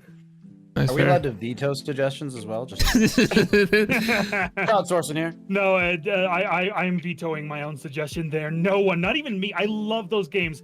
I can't tell you what's happening in any of them. Like that is one after thing. I play it, my brain goes, that was complicated, and it's over. We'll tell people like, hey, we're doing trivia for like this, and they'll be like, I know nothing about the game, and they'll have like 3 years of playtime in the game, and I'm just like, a lot of stuff is just like general. Like you could, if it's like a trivia day, you could probably guess because it's multiple choice, and then they'll come on and they'll get like 30 questions out of like 60 right, and they're like, wait, how did I know that stuff? And I'm just like, you play the game, and it's just kind of like the information is just in front of you. But when you're like put on the spot, you either know it or your brain just like shuts down. It's kind of one of the two things. But we have tried to like make it a little bit easier. We're just gonna kind of keep on working on making the questions just overall more fair, but also just not like, hey, what color is the logo of Fortnite? Like, that's obviously a super easy question, but we still want to make it that it's a little bit testing your brain, but also still fun at the same time. Last Dragon trivia. Yeah, absolutely. Goodness gracious. Mango, what about you? I know you've been adding some stuff, but I'd love to hear any suggestions you might have. I like to keep involved. I think for me, and this is probably outside the guardrails in terms of, I mean, my background is, you know, heavy on, you know, gaming and competition, and so I mean, I love this kind of stuff, and so I'm less on the casual side just because I'm a competitive person. And so for me, like the Pokemon one you'd done, I loved the breadth of the world, but Riley had covered this a little bit too, where it felt like one group got, you know, gold and silver versus black and white, and it's like the idea of comparing the two for like, are, you know, people in their 20s and 30s gonna know the lore better? Like, obviously gold is by far the better thing for people to pick up, and frustration is not the word, because, you know, the nature of, you know, what this is and what the goal is, it's not about, you know, winning and being like, I'm the best. It's about like having fun and, you know, having a good time with the teammates and everything. And so I really liked, I think my favorite part about the Pokemon one was not the trivia, but the Pokemon battle intermission, because the team's coming together, we're all debating strategy and everything. That was so much fun. Like, that was the most, it felt like, you know, everyone was able to kind of come together. Whereas modeling the, are you smarter than a fifth grader? Or, you know, I've heard rumors that there's a television show similar to Are You Smarter Than a Twitch Viewer? The fifth graders are actually smart. And so, like, whoever's doing it, the show is about, you know, the adult that's on the show and then the one. And so for a group like us, I feel like it takes away a little bit from our interactivity with each other to model that show, just because, you know, and so I almost like the idea of with the goal of not only making things easier while still having hard questions, but also engaging everyone, just let everyone be the fifth grader. And so everyone can have the backup, and if anyone has it right, it saves them, and just kind of give a little more protection that way. And that way you don't have to worry about the difficulty of the questions. Like, come up with the questions, come up with challenging questions that still feel reasonable, but, you know, there's protections, like you're allowed to get 3 wrong before you're out. Because it just felt like there was a lot of downtime when I'm just kind of sitting on the sidelines, which, you know, I'm okay with. But, you know, if I'm bringing my viewers and I'm like, hey, come hang out and, you know, check this out, it's gonna be fun, and then I've got, you know, 5 minutes of screen time, I got a couple of questions for people afterwards being like, oh, I thought, you know, you were more involved, and I was like, yeah, no, I'm helping out, and it was fun, I enjoyed it. It just felt a little less interactive than it could have been. Yeah, I know with that, like, it, even with some, like, for example, like the Circle of Luck one, that is literally, you just gotta guess a letter. And we had someone, we did like a Valorant one recently, where their team, every time they came on, they without fail guessed the wrong letter. Like, they would discuss a letter, and then one person would just yell a different letter than the one that the team discussed, and then we were just like we can't really do anything at that point, because like, you got it wrong, we have to go to the next team. And because of like that, it kind of just like, they were in a like repetitive cycle of, they'd be on for like 30 seconds and then we'd go to like the next team, and then it just, I don't know, I feel like in that situation also, like, just maybe like less teams, so then it's less of a what do you call it, revolving door. But also, it, in those situations, like that specific situation, it was more of just like, actually listen to your teammates, because if you spend like the last like 3 minutes or 5 minutes like collaborating on what answer to say, and then you just at the last minute decide, I'm gonna say my own answer instead, that's kind of messing up your own team. So I just think, yeah, like, I don't know, adding in more ways to make it so people can last a little bit longer, and like the shows that are meant to be like one and dones, things like that, or like more buffers, is definitely a good idea. SSK. So specific feedback. I don't think I have a lot of that, truth be told. As you know, as you well know, I'm not much of a competitor on any of the game shows. I just come to these streamers' dens because, well, you know, it's nice to be recognized for the thing my brothers and sisters always hated me doing, which is talking. I don't know. Part of me wants more panel shows, more talk shows, lore shows, lore discussion shows, that sort of thing. But that's all. That's outside of your wheelhouse, I would assume. I will say I do have some sad news for you once we get past Sleepy, just on the more panels subject. But Sleepy. Yeah. So apologies, my internet is like acting up a little bit, but I do actually have some feedback about the Genshin game show that I was on, or the Hoyoverse game show. First, I do want to shout out your staff that put together the questions, because Genshin is such a huge game. I don't even play Star Rail, but like every like blade of grass in that game has like lore. There's like documents of lore for everything in that game. So like shout outs for them like creating those questions. But I will say that I think that the categories for that game show were a little bit too challenging. And I kind of wished they were sort of like a mixed bag of questions. Like I wish that maybe one person didn't just get like Genshin voice actors, for example, which is like a crazy tough category to have, I would say. Because like I want to say most Genshin players don't know who like the Japanese or like Korean or like Chinese voice actors are. Like a lot of us, just speaking from my experience, play on like North America. So maybe we know the North American voice actors, but like to know like who the Korean voice of like this character is like really hard. But it's like it's okay to have harder questions. I think that maybe having those questions at like higher what is it like payouts, maybe that would be a bit more fair. And then like things like, you know, patch notes and social media, I thought that those categories were a bit intense. And I think that when we come onto the show, we kind of like we want to have this chance to like show our communities that like we know our stuff, you know, and getting these like tough categories where it's like I don't know anything about how many people Genshin Impact follows. Like it's kind of like So we actually originally our RNG is really bad. Yeah. We had it the way that you were describing, where it's like it's a mix of categories before, and then we did a thing like this where we were asking people like, hey, their feedback, and we did like a vote, and it was a vote of like 200 people, and basically 90% of them were like, yeah, make it just one overarching category per person. So then we swapped to this format, and now people don't like this format, so now we have to find like a middle ground. Yeah. Because we had it the other way for like literally like a year. Right. And then people were like, that's too broad, I don't know all these topics. And we were just like, we tried to make it so that everyone wasn't just getting like one thing. And if you knew like one, so like, because that one, for example, you have lifeline. So if you don't know it, you can probably use a lifeline to at least guess correctly, which like one person, they didn't think they knew anything about the topic minus like the first 3 questions, and they guessed all the way to like question 12 out of 15. Yeah.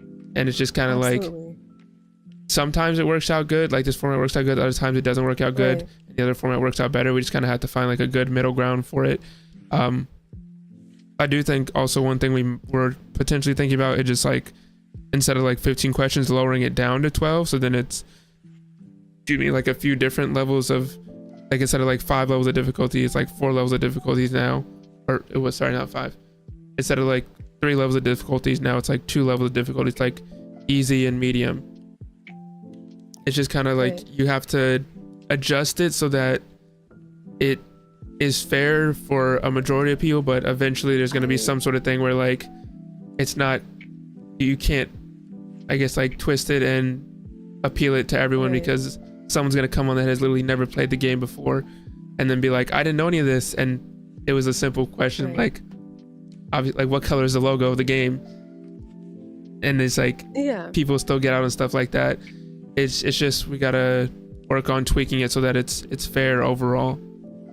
But that's definitely a thing we're working on. Certain games. Like asking, what does the back of my hand look like? I don't know the answer to that. Like, so one thing for one of the, we did that. Are you smarter than or not? So who wants to be a Twitch partner? We did that for Call of Duty, and the first question was literally, how do you spell the name of this series?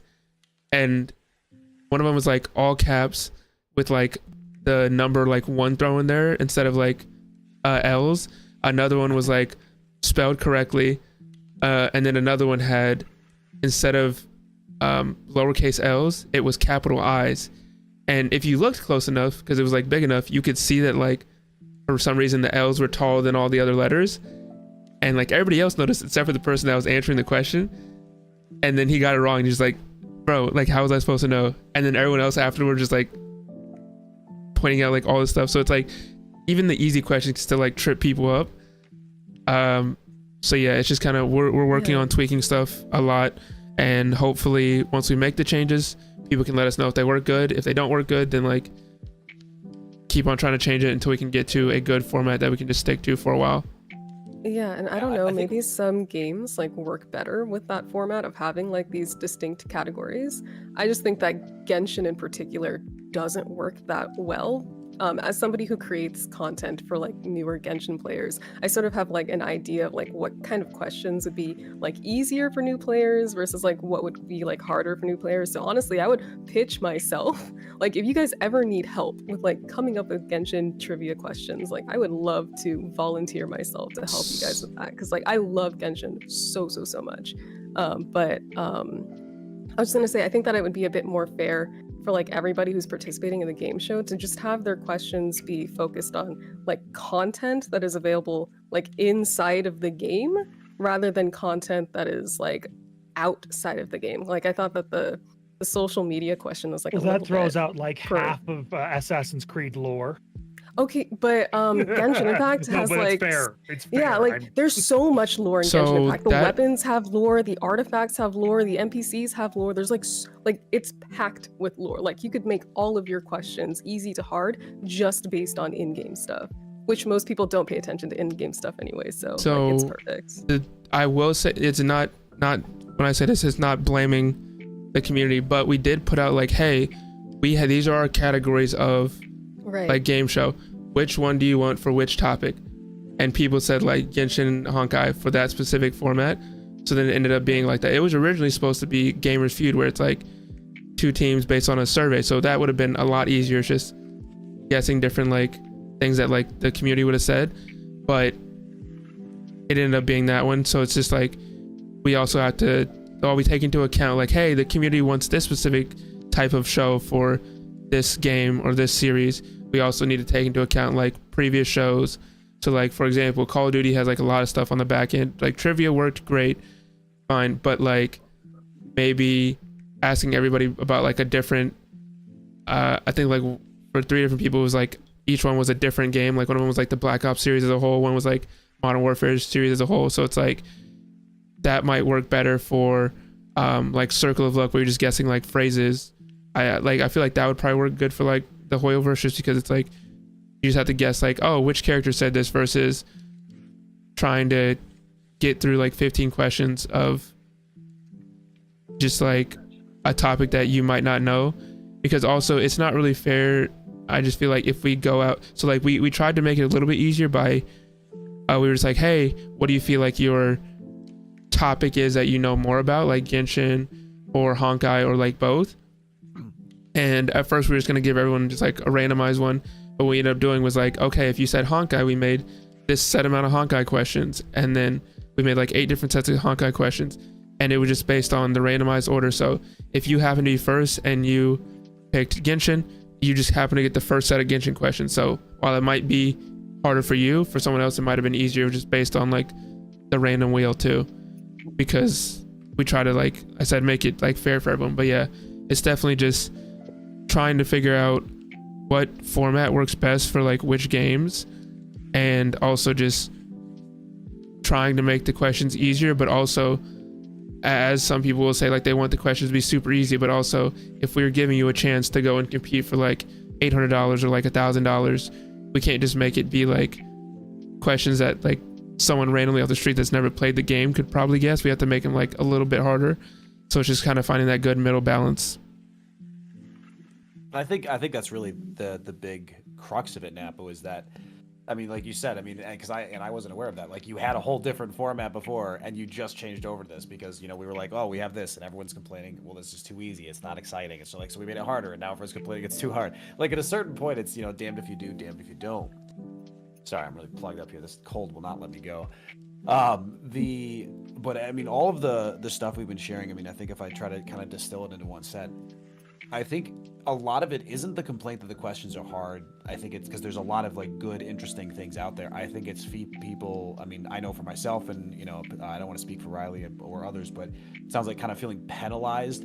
You get like one chance, and if you get one question wrong, you kind of fall out.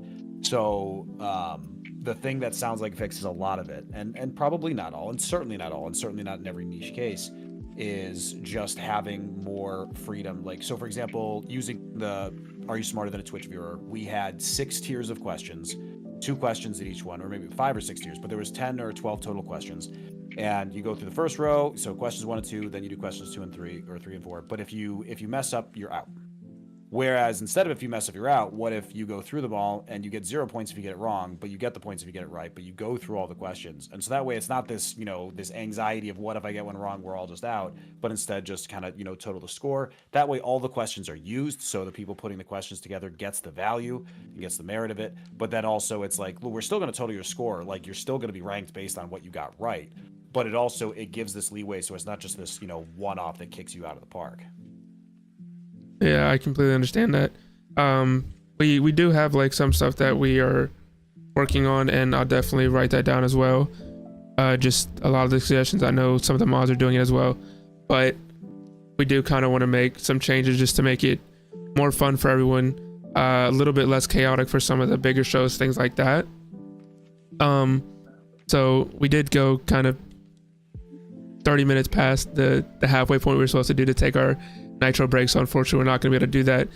So what I'm going to do, I'm basically just going to kind of let you know some of the changes that we are making from now to like next season, and some that have already like went into place, and then also kind of let you know some of the events that we have coming up, and then we'll finish out, like I said, with that tier list of all the shows and like bigger events that we've done.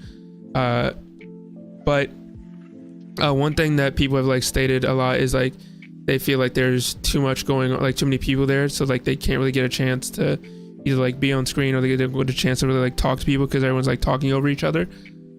So basically, minus like some one-off shows where it's like a tournament or a special event, we're trying to lower it so that it's fewer people and we get to focus more on the creators and the content, and kind of just cause less stress on you and ourselves. So for example, if you've seen streamers than before, normally there would be give or take 7 other people here right now. We lowered it from 16 to like 20 people to now it is a max of 12, just so that basically everybody gets a chance to talk at some point. Some people will literally come on streamers and they kind of just want to sit here and hang out with people they don't even want to talk. So it's kind of like it gives you the opportunity. If you want to talk, more opportunity now. We'll kind of see if that works. We might eventually lower it down to like 8 or 10, but right now it's going to be 12 for the foreseeable future. For Gamers Feud, it's going to be just on average 4 or 5 people on each team. It's a minimum of 4, maximum of 5, and we have the potential for the actual program we have to do 4 teams, but we're doing currently just like 2 teams. We'll usually let like the first 2 people that join the event pick like their teammates. So if Mango and Riley were the first 2 people, they can pick out of any creators that sign up for that event to now join and be like, okay, you're on my team. And then once we fill up both teams, then we put those people on reserve, because unfortunately it just happens. Sometimes people feel sick, sometimes people have emergencies that pop up, so we have people that are available just in case. And like 99% of the time you'll probably have a spot or 2 that is open for you to kind of hop into. For Feud or Flame, if you've seen that, it's some of the earlier iterations, it was a max of like 20 people. And now that we've added challenges, the challenge rounds take like 15 minutes, and that's assuming everything runs as smooth as possible. We're also lowering that from 20 people down to a maximum of 10 people, so that it is more focused on you being able to do the challenges. It makes it a little bit easier on the judge because they have to eliminate people each round, and just a smaller number will make it a little bit less hectic for everyone. For trivia, It also used to be 16 people at max, but we are lowering that down to 12 people. So what we normally do is we split you up into 2 rooms if you've ever been on a trivia show. So we would usually have like 8 people in one room, 8 people in another room, just based on alphabetical order.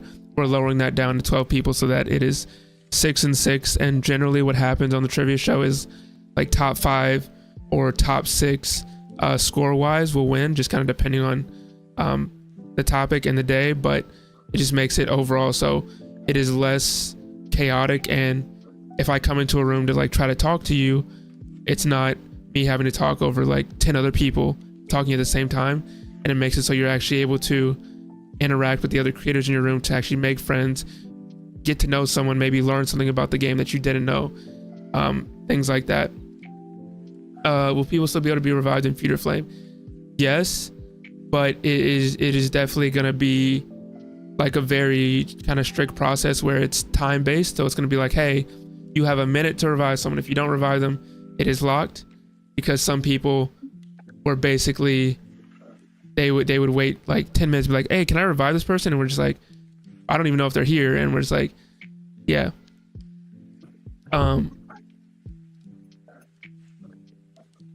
Oh, Chaos, you misspelled feedback.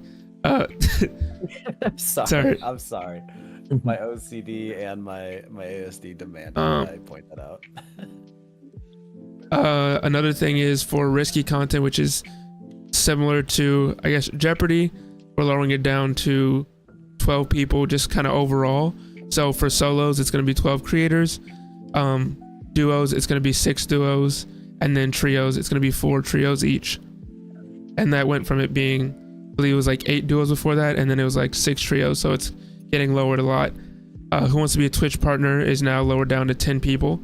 So give or take 15 questions per person. If we'll just say if we keep that same 15 format, so 15 questions per person, that's about 150 minutes, which then is like give or take 2.5 hours, but that's assuming everyone makes it through 15 questions.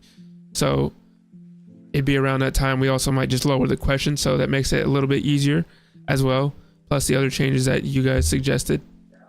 Are You Smarter Than a Twitch Viewer? It went from being, so it used to be a max of 4 teams of 6 to now it's going to be a max of 2 teams of 6. So it's going to be 12 people total. Both teams are going to get 2 rounds to go, plus some additional things just to make it so it's not you get 1 wrong and you're done for that round. So you might get like additional tries, or like you said, like a buffer, so where you can go through all the questions. It's just you only get points for the questions you get right. So maybe if you get like the final question right, that's worth like 5 points, as opposed to getting like a grade 1 question right, and that's only 1 point. So maybe scaling it based on the grade. Picture This, which is kind of like the emoji guessing game show we have, we're lowering that from 16 to 12 people, just because even though it is a tournament, it's so that specific show, it's a one-off, basically like tournament game show once every 2 months, and we'd actually give out like a prize pool for that specific day. It's usually like $50 to $100.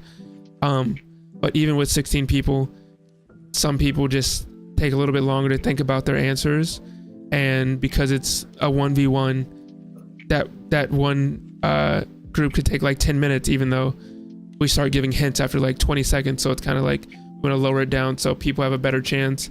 It's not as much waiting around for the next part of the event, etc. Also, finally, we just did Content Tank for the first time last week. It was really fun with 15 people, but it also did take it. So the event, we planned on it taking only 2 hours. It took about 2 hours and 20 minutes. We still want to make sure that it's keeping under that 2 hour mark or around that 2 hour mark. So we're lowering it down to 10 people, just so that the judges have more time to actually talk to you. You have more time to pitch your idea to us and show off your presentation and things like that.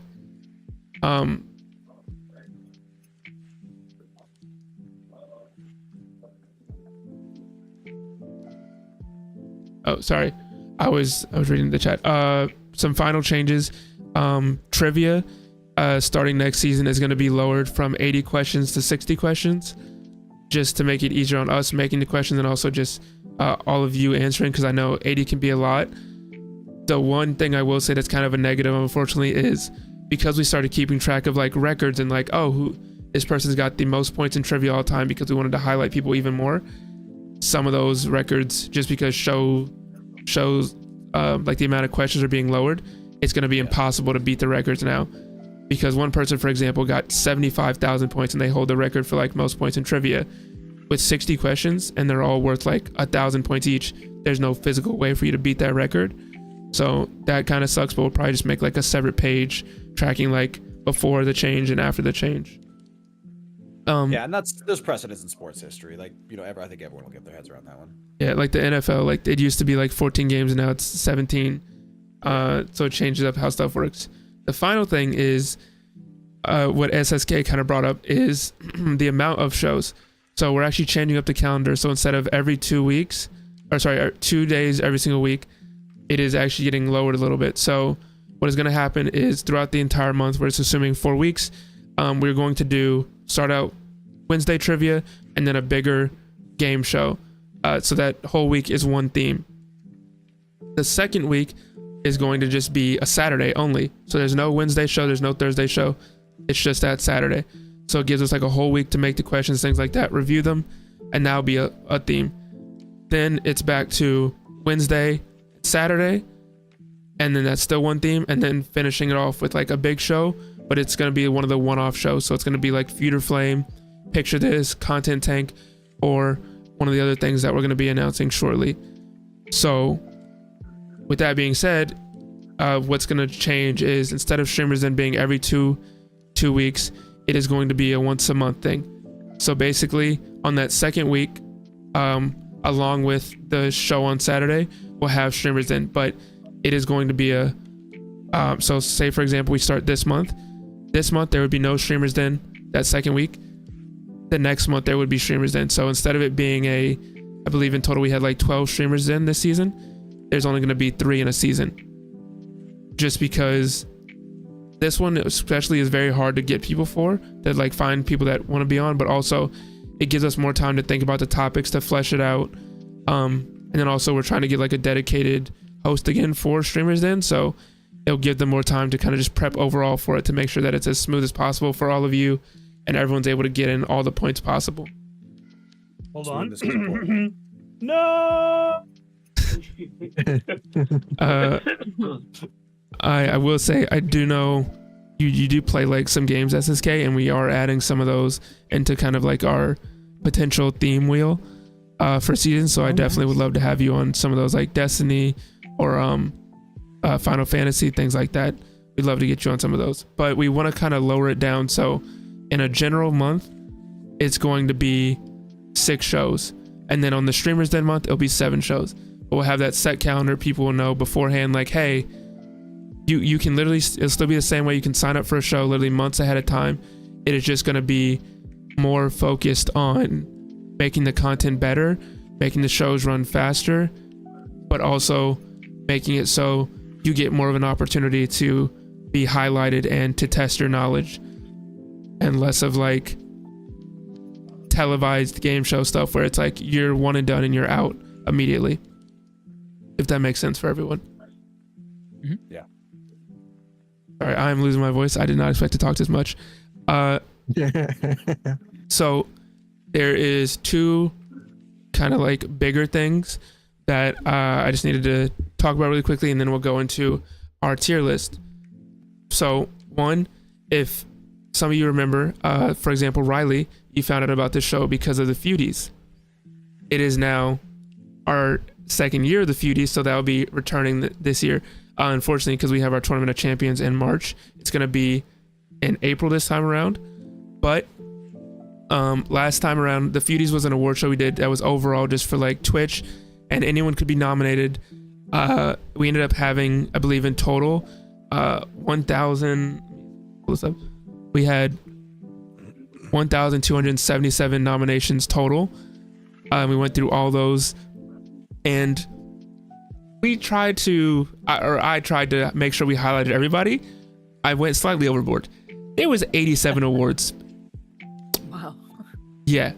So highlighting everyone went through great. It just took a long time.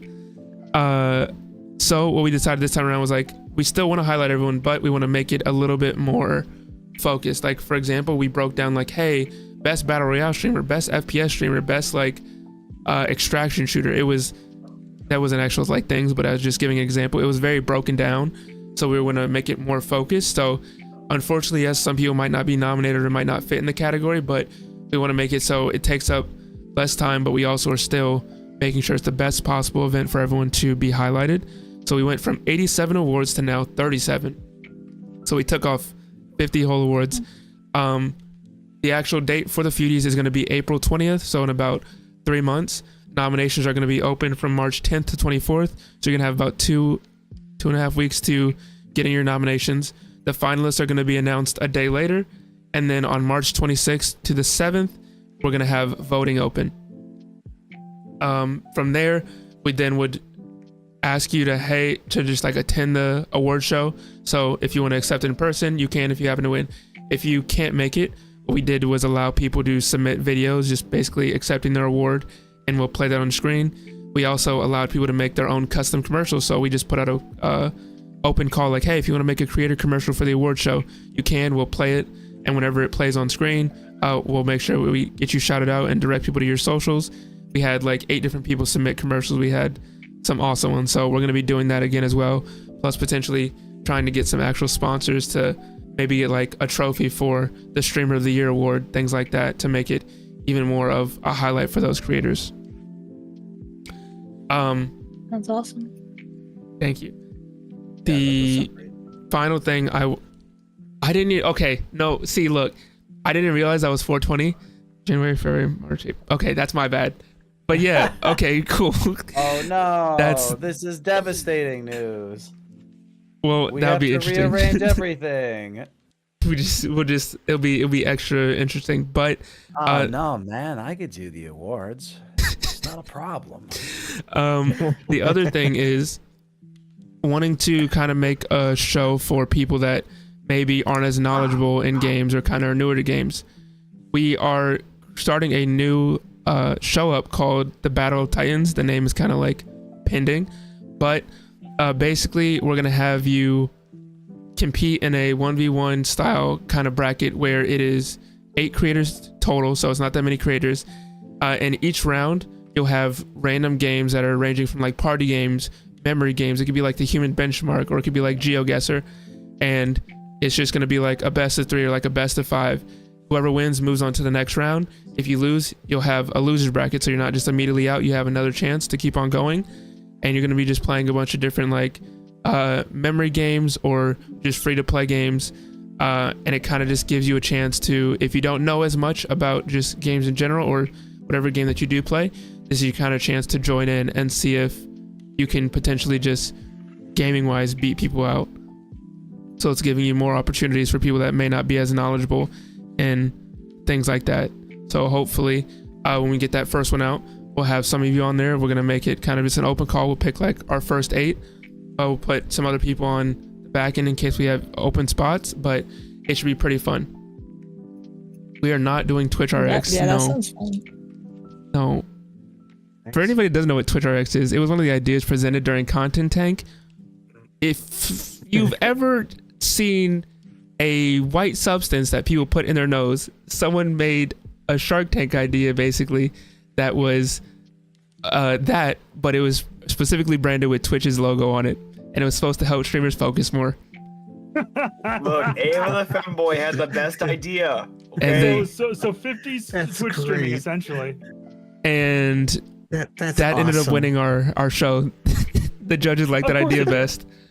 So yeah, we're not gonna do Twitch RX, but we are going to kind of finish out the stream with something a little bit more relaxed. So we're gonna be going to our tier list. So this is kind of just ranking different game shows and different moments. And once we finish this up, we will then find somebody to raid. We're gonna go send the love their way, but we won't keep you here that long. We want to kind of stay under the 2.5 hour mark for the show, just like normal. But with that being said, I'm going to share the screen share with you. I'm going to swap our screen. Chat, if you want to give input on where stuff should be ranked, let us know. And then, yeah, that'll kind of be our end of our show. And I kind of just want to get everybody's input in here on way they think things should rank. So let's swap on over. All right.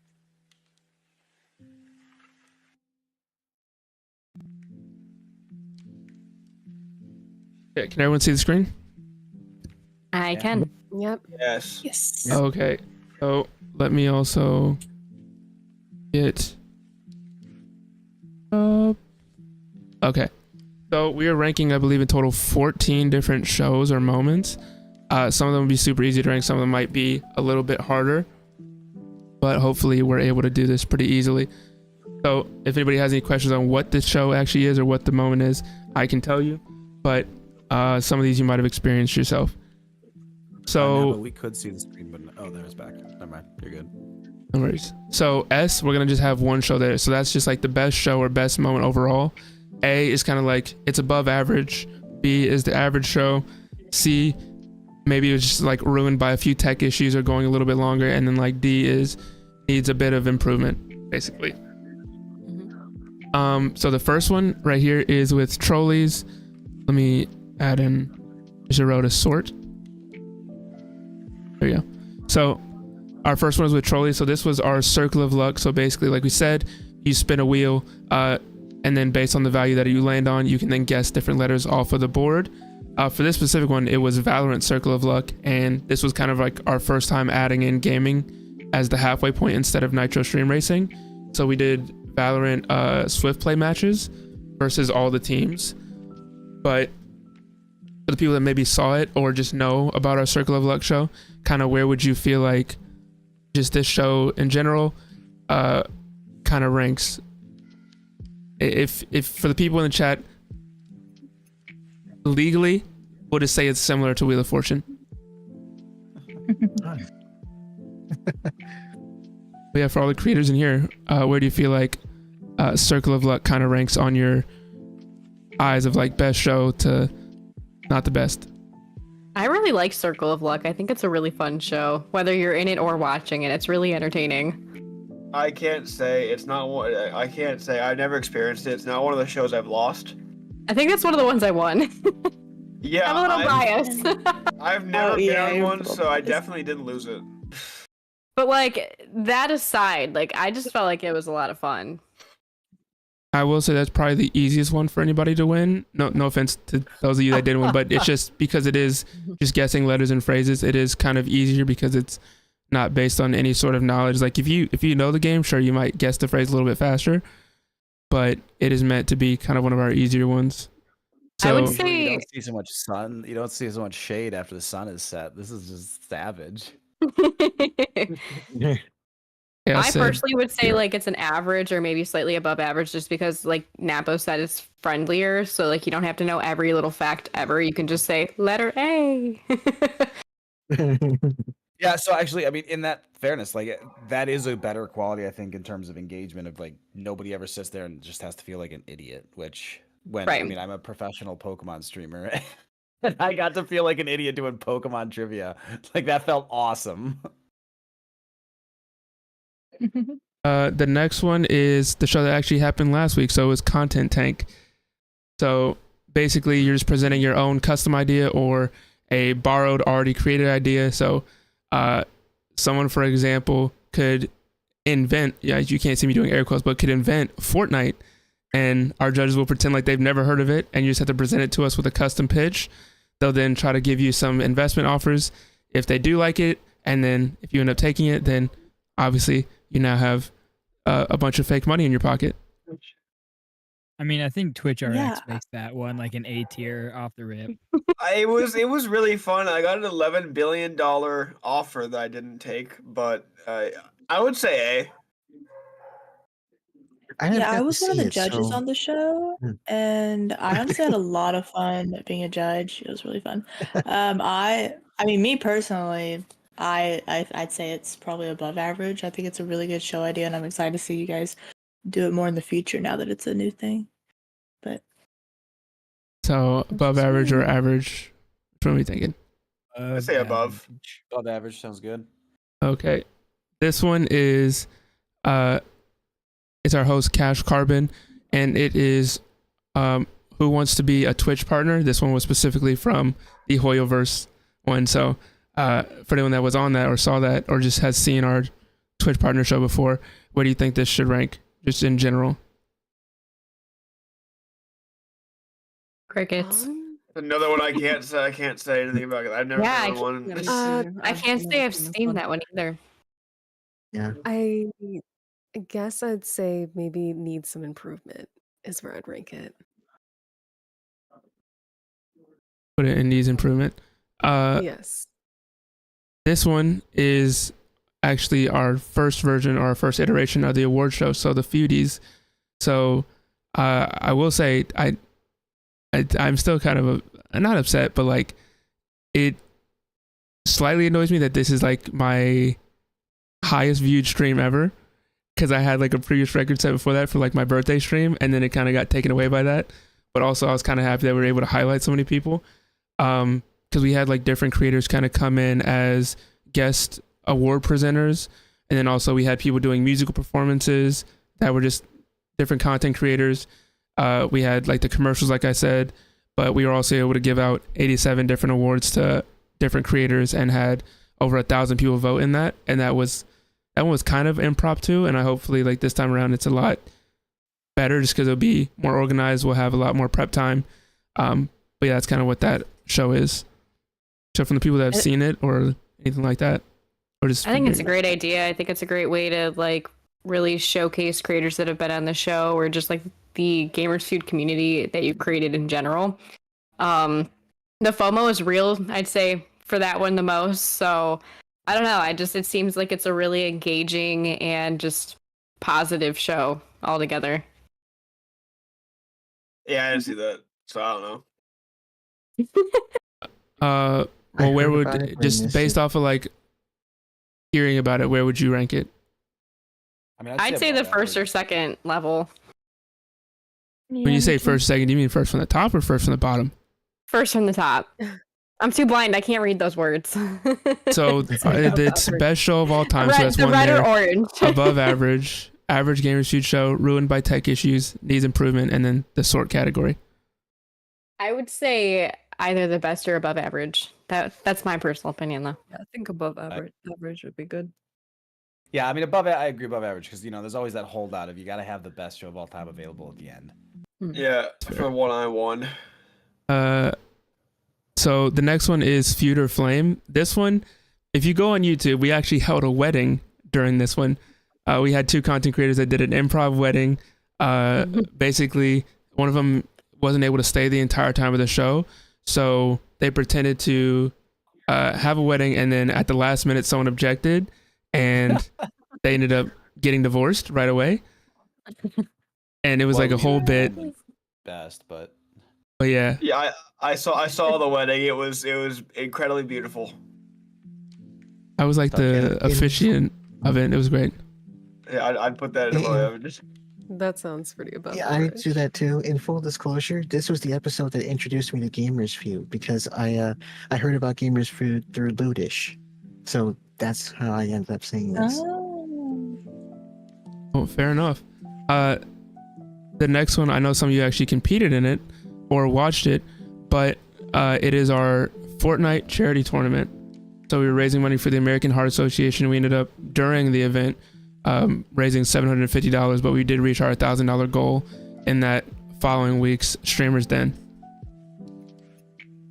But it was, I believe, 50 different duos, like an open call for creators to come on and compete in Fortnite Zero Build duos. I'd say above average. It gives everyone like chances to come in and compete and show off their skills, and you're doing it for a good cause, so that's amazing. That one was great for sure. I really loved that one. Definitely one of my favorites. I was in it with my friend's mod and we lost, but it was still a good time. You did great. You did great. Some people, we did realize we got to change up like how we send out invites, because if you ever, I just wanted you guys just one time, whenever you're bored and you want some impressions, tweet out that you're hosting a Fortnite Zero Builds tournament. Every like 16-year-old kid is gonna come out of the woodwork and be like, "Oh, can I join?" It's insane. Yeah, people messaged me asking if they could join. I was like, I'm not in charge of it, so no. Yeah. basically just a bunch of like competitive people came out and were like, oh, let me join this, even though it was like a charity event. So that was kind of like the one negative of it, but otherwise I feel like it went well. This next one is Picture This. So that's our emoji guessing game show. Ended up being won this time around by Jack the Flop, and then the runner-up was Kitty Cat 23. But we've done this, I believe, 3 separate times now. We originally did it as a one-off game show. I didn't think I was going to do it again, but then people liked it a lot, so we ended up doing a second one, and then we did it also in the Tournament of Champions. I won the first one, so best of all time. I mean, I feel like if you won, probably there's gotta be I really these like improvement. it. I really want to be in it. I feel like just I've been wanting to do this one actually. It is really fun. Yeah, hopefully I can be on it. I believe the next one is in March. Okay. But so above average, average. It seems like a fun idea. I would say above average. Honestly, you guys are just doing great on everything. Well, there's always room for improvement. All right, I'm gonna drop the hammer. This is average. Not everything can be above average. Statistically speaking, we're ruining the curve. Average. No, this is the best of all time, actually. If Meath could win this event, obviously it needs improvement. But a lot of people want above average. We'll agree in the middle. Average. The next one, we have like 6 left. I will say I am slightly biased. So this one is my birthday trivia show. We do it once a year, and it's just a bunch of people that I'm like closest to. So I'll invite on like 10 to like 16 people, and basically the prize is if you win for that whole year, you're classified as my best friend. My actual best friend unfortunately was busy that day, so she could not come on and win again. Because the last time she did, she won by 20,000 points. It was kind of funny. We have our runner-up here, Hunter, who unfortunately could not win. But hey. Hey, all I'm saying, Napo. It is just random. If Kitty Cat didn't win that, I would have won. It was just kind of like random questions about me. So it's kind of testing everybody's knowledge to hear about like the random facts that I just kind of tell people every once in a while when my ADHD is acting up. So you just got to try to remember all that knowledge. I mean, obviously that's the best show of all time because, that was peak viewership if we discount, the feudies, which, let's be honest, if we play with the data analysis, that won on the fact that there was, a groundswell of other people showing up because they thought they were getting an award. But, this trivia one stood on its own. I will say definitely there was like some back end stuff. So I will say maybe like average because there could have been stuff that was better, but we are also working on kind of like just getting a designated person for production, so I'm not like always running the OBS and also trying to host, which makes it a little bit smoother overall. This one. So confused. Oh, this one was the Tournament of Champions, the trivia edition. So this was like our 3rd round overall. We were doing Nintendo questions. So I believe Hunter, you were in this. I was. And then Riley as well. So I'll let you two like decide kind of where it goes. I'm honestly thinking above average at the low end, but it could be best of all time because it is really fun. What about you, Riley? I'm okay with above average. I will also say we actually have the winner of that tournament in the chat right now, By Ranger. Let me. Oh yeah. I actually. The legend. I was hoping she was gonna pop in. Wait a second. I gotta turn off the music for a second. So, I did have a clip saved. Oh. Of the moment that By Ranger won. Let me see if I can find it. No.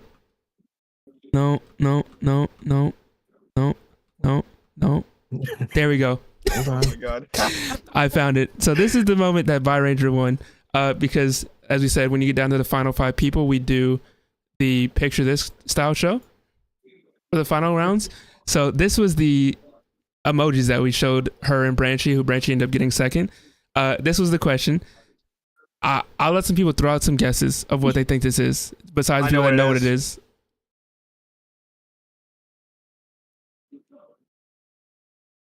Sleepy, what do you think this is?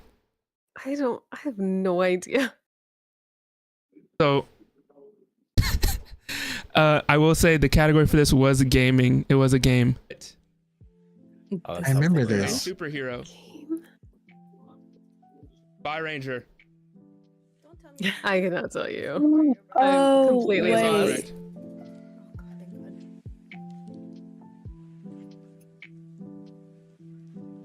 Oh By my Ranger. God. Super Smash Bros. That is correct. By Ranger is our first ever Tournament of Champions trivia winner. So, for clarification, I put a superhero because super in like the Super Smash Bros. And then the two fingers because, you know, obviously. Yeah. And then two brothers. Yeah. People, I believe one of their guesses was Super Incest Brothers, which I was so confused about. But like, if they got there, look, like, it How did they not get? it was right there. I will say, Bai had been up literally for like 7 hours because she was helping beforehand, and then she also was in the tournament. So it was like 8 a.m. for her when she won. But yeah, it was interesting. So that was kind of how our first trivia tournament ended up being decided by that cursed emoji right there. yeah, that's gonna haunt my sleep. So yeah, if you make it to the final 5, you potentially are going to end up with a question like that. Keep that in mind. Our next one is actually our gaming Tournament of Champions. So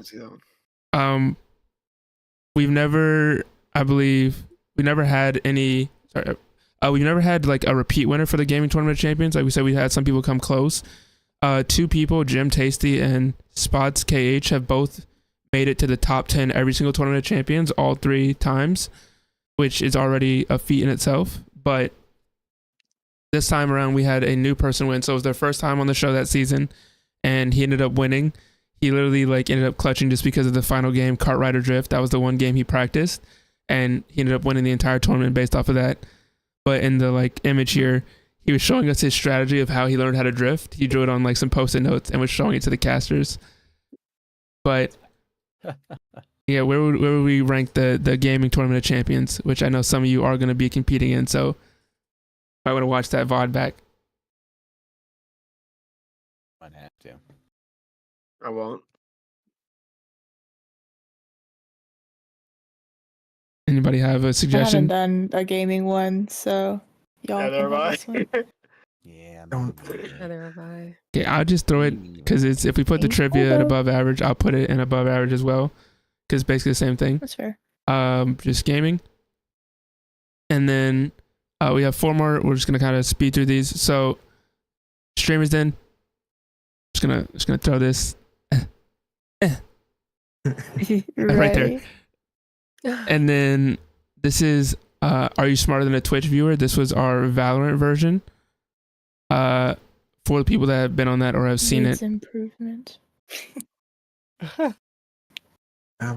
Average gamers? I would say needs improvement or average. Yeah. Yeah. Not necessarily the Valorant one, but the one in the or like the Are You Smarter Than a Whatever in general, I Game would as say a needs whole. improvement. Yeah, thank you. That's what I was trying to say. Okay. And then risky content, which basically is just a show where you have to answer in the form of a question and is in no way related to Jeopardy. Yeah. That was my first loss. I love that one. I would say best. I had a lot of fun. My first loss was in one of those. I mean, I Hunter lost both That's of them. Probably a really good one then. So like average, above average, best show. I'd say best, personally. I'd say I'd say above average. I'd say above average. I'd say there are some that are better, but it is a solid one for sure. We'll put it like right here. Okay, and then last one, my personal favorite, Gamers Feud. So it's 2 teams of 5 facing off, basically trying to answer questions based on a survey that we took of just creators, or not creators, of people that play that specific game or that specific series. We actually have one coming up pretty soon, which is going to be our Overwatch version next week. So we already did the survey for that. We have the questions ready. But this one where would we rank this? It's kind of like our first show that we ever started with, and then we've kind of just improved it as we went along. I'd say for those reasons, best show. Yeah, No, definitely. I was on one of these where I was destroyed by Oofy, and I'd probably say above average at the lowest. And I then say best. probably It sounds best. like a lot I of agree with fun. Doc. Yeah. Okay, so I'm gonna slap it right here. We'll say Executive so. decision. No. So we're gonna say Gamers Feud, Streamers Den, Content Tank, the Feudies, and Feuder Flame are like the top 5, but we need like a top 1. So I'm gonna ask everybody their top 1 based on whichever one gets the most votes. That would be our overall number 1, and we'll go based off that. Does that make sense? Mm-hmm. Okay, so Chrome, which one out of those 5 would you pick as number 1? What was it called? The trivia one. I can't remember what it was called. Jeopardy. Yeah, that's the one. Gotcha. Jeopardy. I would say that's Yeah. the best. I had a lot of fun, Okay, even though I was trash. God of Knockers. I'm still gonna go with the Family Feud one. That's the best one. Thank you so much for the lurk, by the way. Brenna Rose. I would agree with Knock. The feud one. Okay, Mal. Gotta go with Gamers Feud. Hunter. Streamers Den. You had to be there for Twitch RX. You had to be there. That was content. That was Content Tank, buddy. Oh, I'm fucking stupid. Yeah. That Content Tank. Snorting too much Twitch RX. Yeah, I've been using too much Twitch RX. Riley Page. I'll say Gamers Feud. Mango. Got to go with the Feudies. SSK. For top rank? Yes. I mean, obviously the one I'm in, Streamer's Den. Come on. I figure no one else is going to agree with that. And Sleepy Siren. I like the concept behind Gamers Feud, so I'll give it to that one. Okay. So let me calculate up this very, very hard decision that we had. Okay, so with 5 out of 9 votes, we are gonna put Gamers Feud as the number 1 because it had the second most votes. We'll put Risky Content up here. Content Tank also. Feudies. I was organized like that. Okay, so that is our final ranking of all of our shows. Obviously, like a recount. we need a That one- recount. That one felt pretty close. I felt like some of the punch tabs were misread on that. Yeah, it's rigged. Unfortunately, you gotta wait 4 years for another vote. Gamba. I'm Gamba. I'm gonna go complain on my Chat, stream burn for this 26 place hours. down. But yeah, so we're gonna put that as our final ranking. Obviously, some of the shows that are in like average or needs improvement, we do have stuff in the back end that we're gonna be changing that we haven't told you about. We're also gonna have some new shows that are gonna be in here the next time we do this in like a year. So hopefully we will see you for that one as well. For right now, though, I'm gonna swap on over to this screen. I just want to say overall, thank you so much for taking the time of your day to come and do this show with us and to be able to talk with me. I'm grateful I was able to get feedback from some of you, be able to write it down, have stuff that we can also put in just for the future. We also have a lot of changes that are coming for the show that we're excited for, and we hope you're excited for as well. If you haven't already been on a game show and won and made it to the Tournament of Champions, 100%, you still got 2 months to do it. So here's your chance. If you somehow lucked your way into doing it, Hunter, you're doing good. You're chilling. Just make sure you practice. All jokes aside, though, thank you so much for coming on here. Please go check out all of the amazing, amazing creators that are on this show. So, !Cast, all their links are there. Whether you're on Twitch or YouTube, you can check out all of their socials over there. For the people that came in the chat and donated, tipped, gave some subs, anything like that, where you helped us, I just do want you to know that all that money is going towards our prize pool for the Tournament of Champions. So it will be a little bit bigger now thanks to you. So you're awesome. And overall, if anyone has anything to say before I find someone to rate out, you have the floor. Once again, thank you so much for coming on here.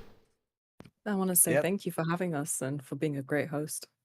Yeah, thank you so much again for having us, Yeah. Napo. It was Oh, so thank you great for to meet making all you it guys or literally see all you this happen. again. You too. Same. Yeah, there's so much stuff that goes into this Napo. It's nice to, be able to, take some time, be a part of the process, and just kind of talk Yeah. through, where things are going. Yeah. Yeah, for sure. And thank you to the staff too. You guys all do amazing. Yeah. These are great. Yeah. Well, thank you And so much. Thanks, Mom. Thank you, Mom. Thank you so much for coming on. Hopefully next time around when we come back, everyone on here has like won a bunch of game shows or won like the Tournament of Champions and can like brag for a whole year. So it'll be great to see. Also, if you do come on multiple shows, once you've been on at least 4 minimum, you are eligible to be added to our leaderboard for all time like highest scores and records like that. So keep that in mind.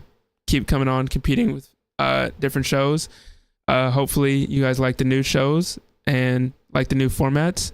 And overall, like I said, if you ever have any feedback, fill out the form, send me a DM, anything like that.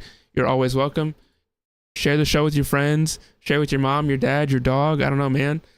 Everybody, we just want to make sure that everyone gets the eyes on them that they deserve and that we have fun while we're doing it, meeting some new people. So thank you once again. Thank you. Thank you. Thank you. Speaking of TwitchRx, we're gonna actually raid the creator of TwitchRx. Yes. Their name is Ava the Femboy, so we're gonna go send some love over to them. Everyone, if you can, please copy the raid message. We will see you back here on Saturday for MMO trivia, potentially maybe some Final Fantasy. I don't know, so you might have to come back and watch some of that SSK. But we are super excited to have everyone. We will see you in future shows. We're striving to always be better and to just make sure everyone has fun. Thank you so much and have a good rest of your day. Nice.